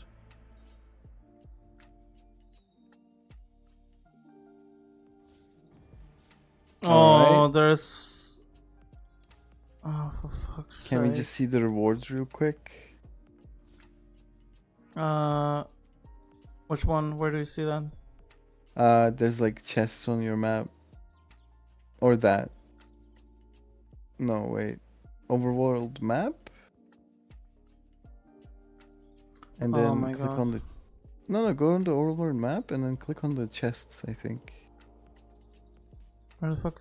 You mean here on the Yeah. left? And then go look at the chests. There's one like very upper. Brother, they're There's a literally chest. on your screen. Chromefall Treasure 3. Go up. There you go. Finish. It says finish. Yeah. Yeah. Okay. All right. What's the finish reward? I don't like the SF. The Bane looks copy and paste. The Cop looks SF ass. is cute. Mars looks nice. You look cute. Shut up. Trent looks nice. Oh my, Cop is so cute. Oh my Quap. This looks okay. Cop looks fat. Like Cop looks thick. Sorry, not fat, guys. Don't cancel me. Don't cancel him, boys. Oracle looks decent. Pia looks sick as fuck. I like this a lot. Okay. Wait, Style 2. I mean, Style 2 looks better, but not a big fan of this. Oh, he has a new taunt. Okay. Alright. Is there a second? Is there another treasure chest? 2 and 3? No, Probably, it's- yeah. Oh, Immortal. Sick. Oh. I don't like that. That's so wonky. Wait. What's with this one now? Do I get anything here? Claimed? What about this? Look at the hole. Look at the hole. Ripples in the dark. In the darkness, a glimpse of some changes in gameplay 7.36. And There's there not- was like a candle shop or some shit. Oh, this one. Take candle. Okay. Now I can unlock this. Whatever, shut the fuck up.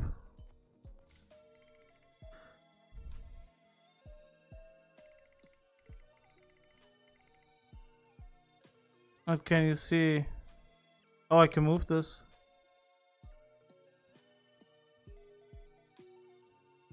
Oh, you have to move it. It's a mini game.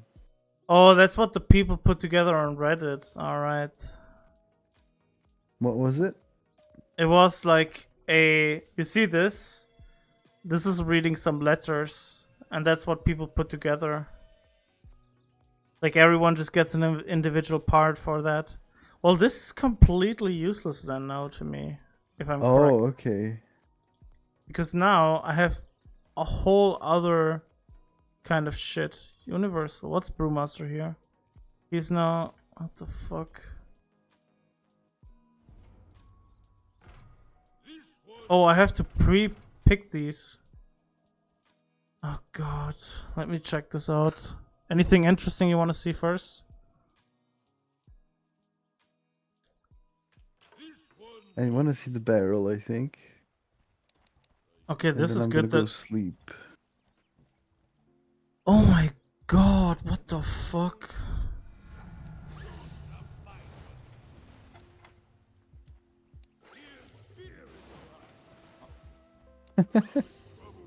I hate this. Can you like decide its range, or does it always travel that far? It travels the same distance. Okay. Bro, that's so much more information. I thought they were trying to make this game noob friendly. Why did they do this? Wait, if I check IO. Oh, I don't. Like. I can pick whatever the fuck I want him to have. Oh, this is going to be weird as fuck as well. So did this glance or not?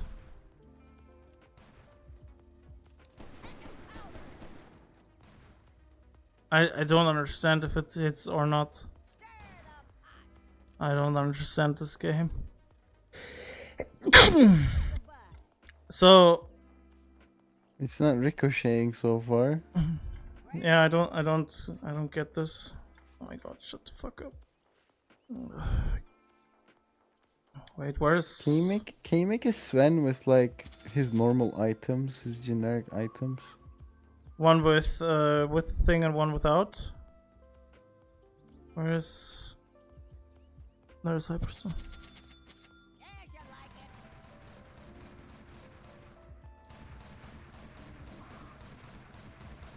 Ah.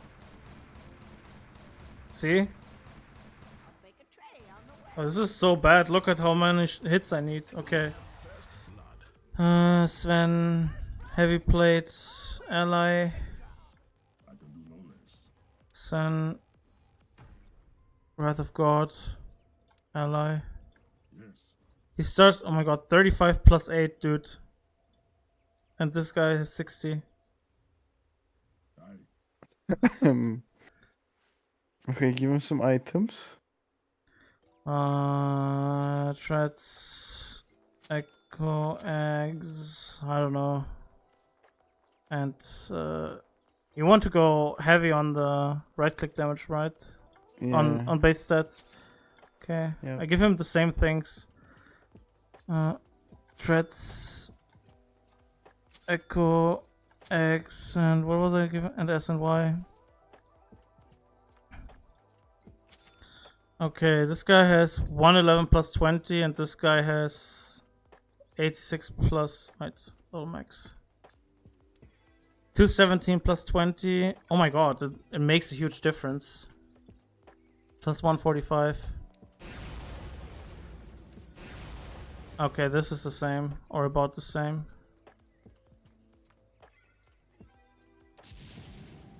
How much shield is this? 200? And this just gives movement speed. So when you ult, your damage is like almost the same? Is that right? Yeah. These items?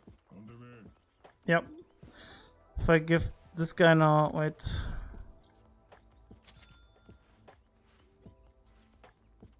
Uh